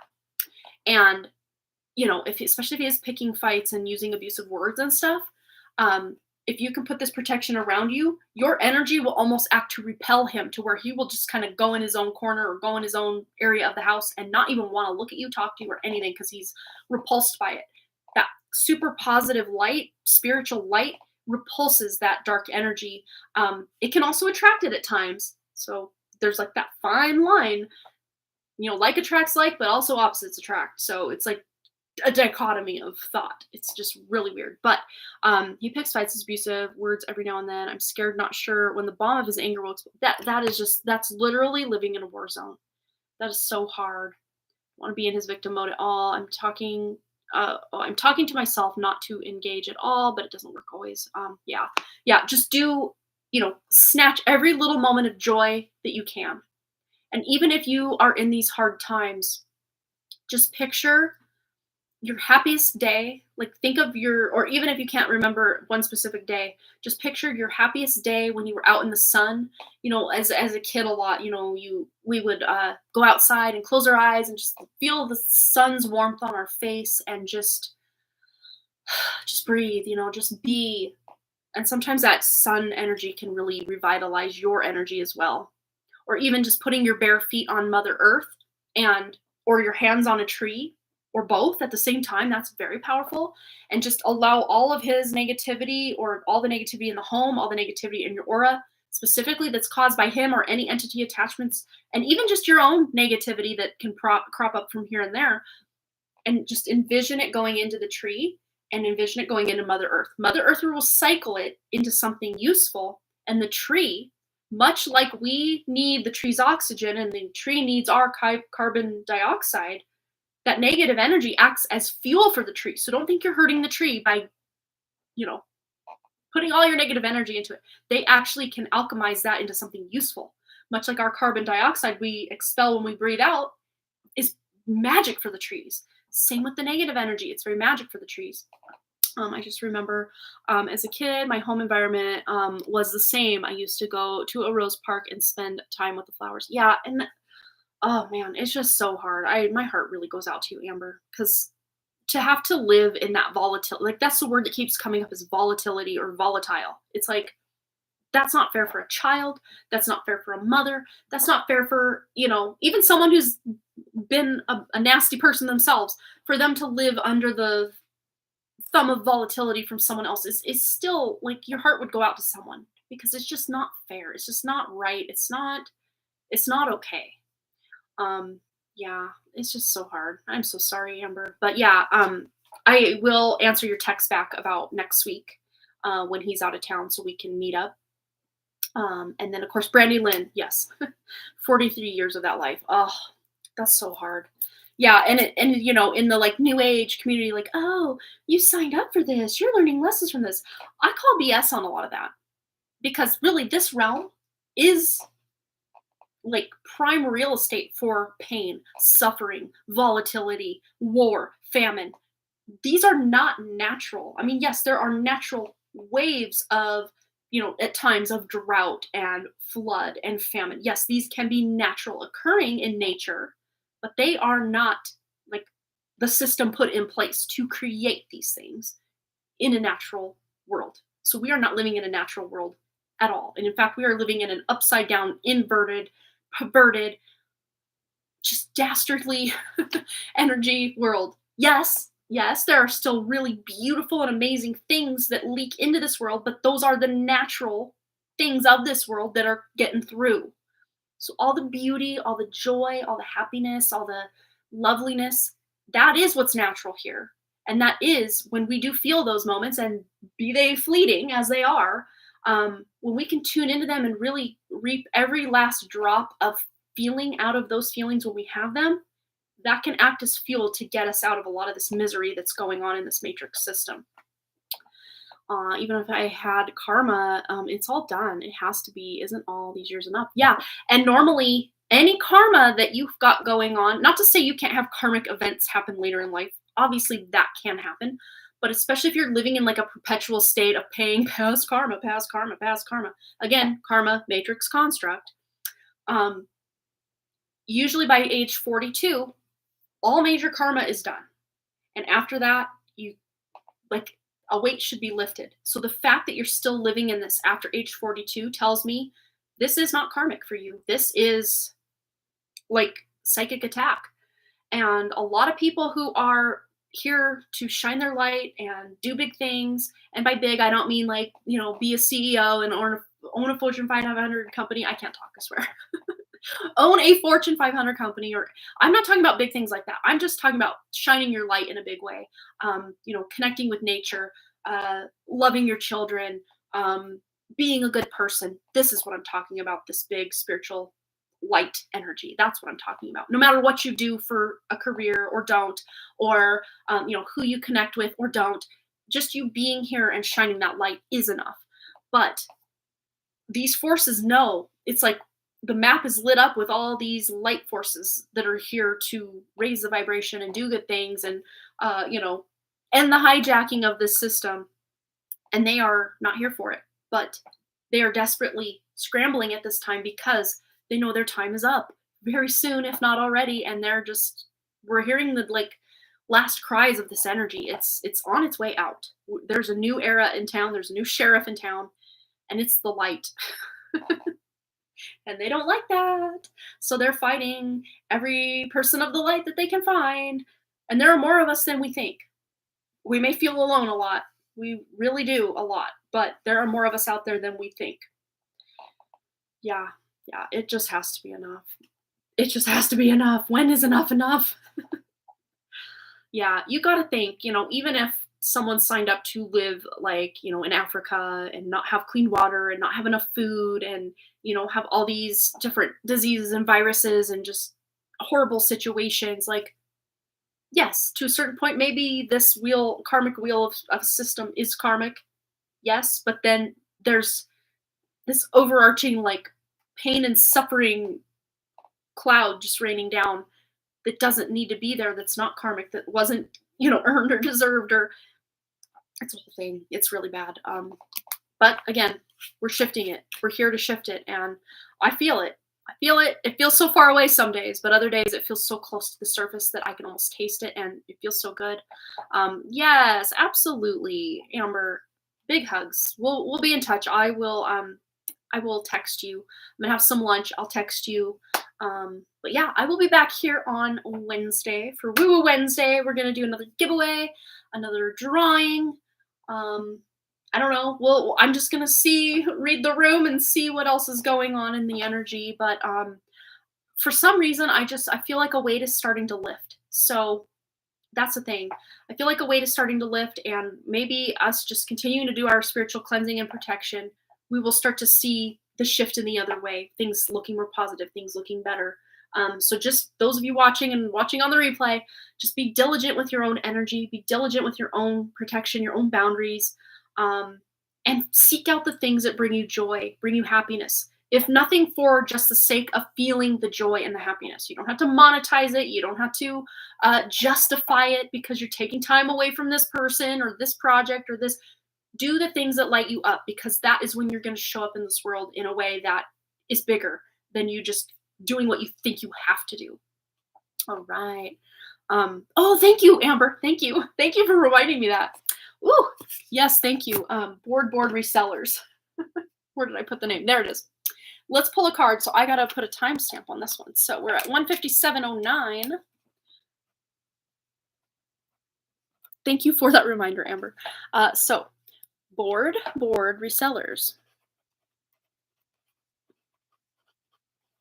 You won the giveaway, or sorry, the drawing.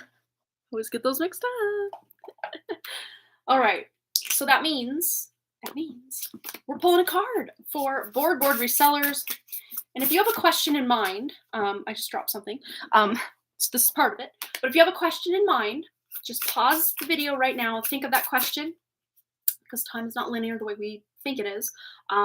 These cards will know what your question is, and this will pertain to your question in some way. Already we have the card Sage, Purification, coming out. So Sage, Purification, Purifying, Cleansing, Clearing. What else does board resellers need to know right now? And we have Stars with Navigation. So it's like you're clearing the path, clearing the way. I see someone with like a bushwhacker, getting in there and clearing away all of the overgrowth. So your path might have felt very stifled or just kind of hemmed in a little bit on the sides or even in the front. There's no clearing. There's no path. Where do I go? I don't even know where to go. Start bushwhacking away. Purify the energy, because you are navigating in a new direction or a more in alignment with where you're going direction. And even if you're still kind of unsure what direction you're going, you will get that direction very soon, or get the clarity of that direction. And it could even have to do with your love life, or even just your like self-care. Like if you're anything like me lately, I'm like, I gotta cut my hair for like the last, well, actually wanted to cut it the last day of NaNoWriMo in November. November 30th. I'm like, I'm cutting my hair because Venus is going to be exactly conjunct my ascendant. That's a great time to cut your hair. The beauty planet of beauty in your ascendant, heck yes, let's do it. Now Venus is closer to my 4th house. Well, I'm going to cut my house from home. So I'm going to cut my house from home. No, I'm going to cut my hair from home myself. So still pretty good energy. So yeah, maybe you're wanting to get a haircut. Scuff or what's the word, like buff the bottoms of your feet and get all the dead skin off the bottom of your feet, or cut your toenails, or all the little nitty gritty self-care things that we forget about or don't do as often as, like, brushing our teeth every day. Think of those kind of neglected or maybe not done as much self-care things that you can do for yourself, board resellers, and that will really help you move forward.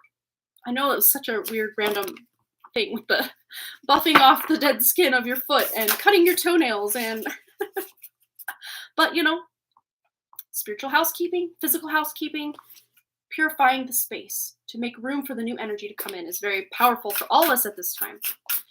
All right, you guys, that's going to do it for me, but I will be back Wednesday, like I said already, so I'm not going to bore you with my outro yet again, but thanks again so much for all those likes, comments, shares, subscribes, donations, and all the things, and I really, truly do hope to see each and every one of you right back here at Harmony Portal Tarot Live. All right, you guys, bye, and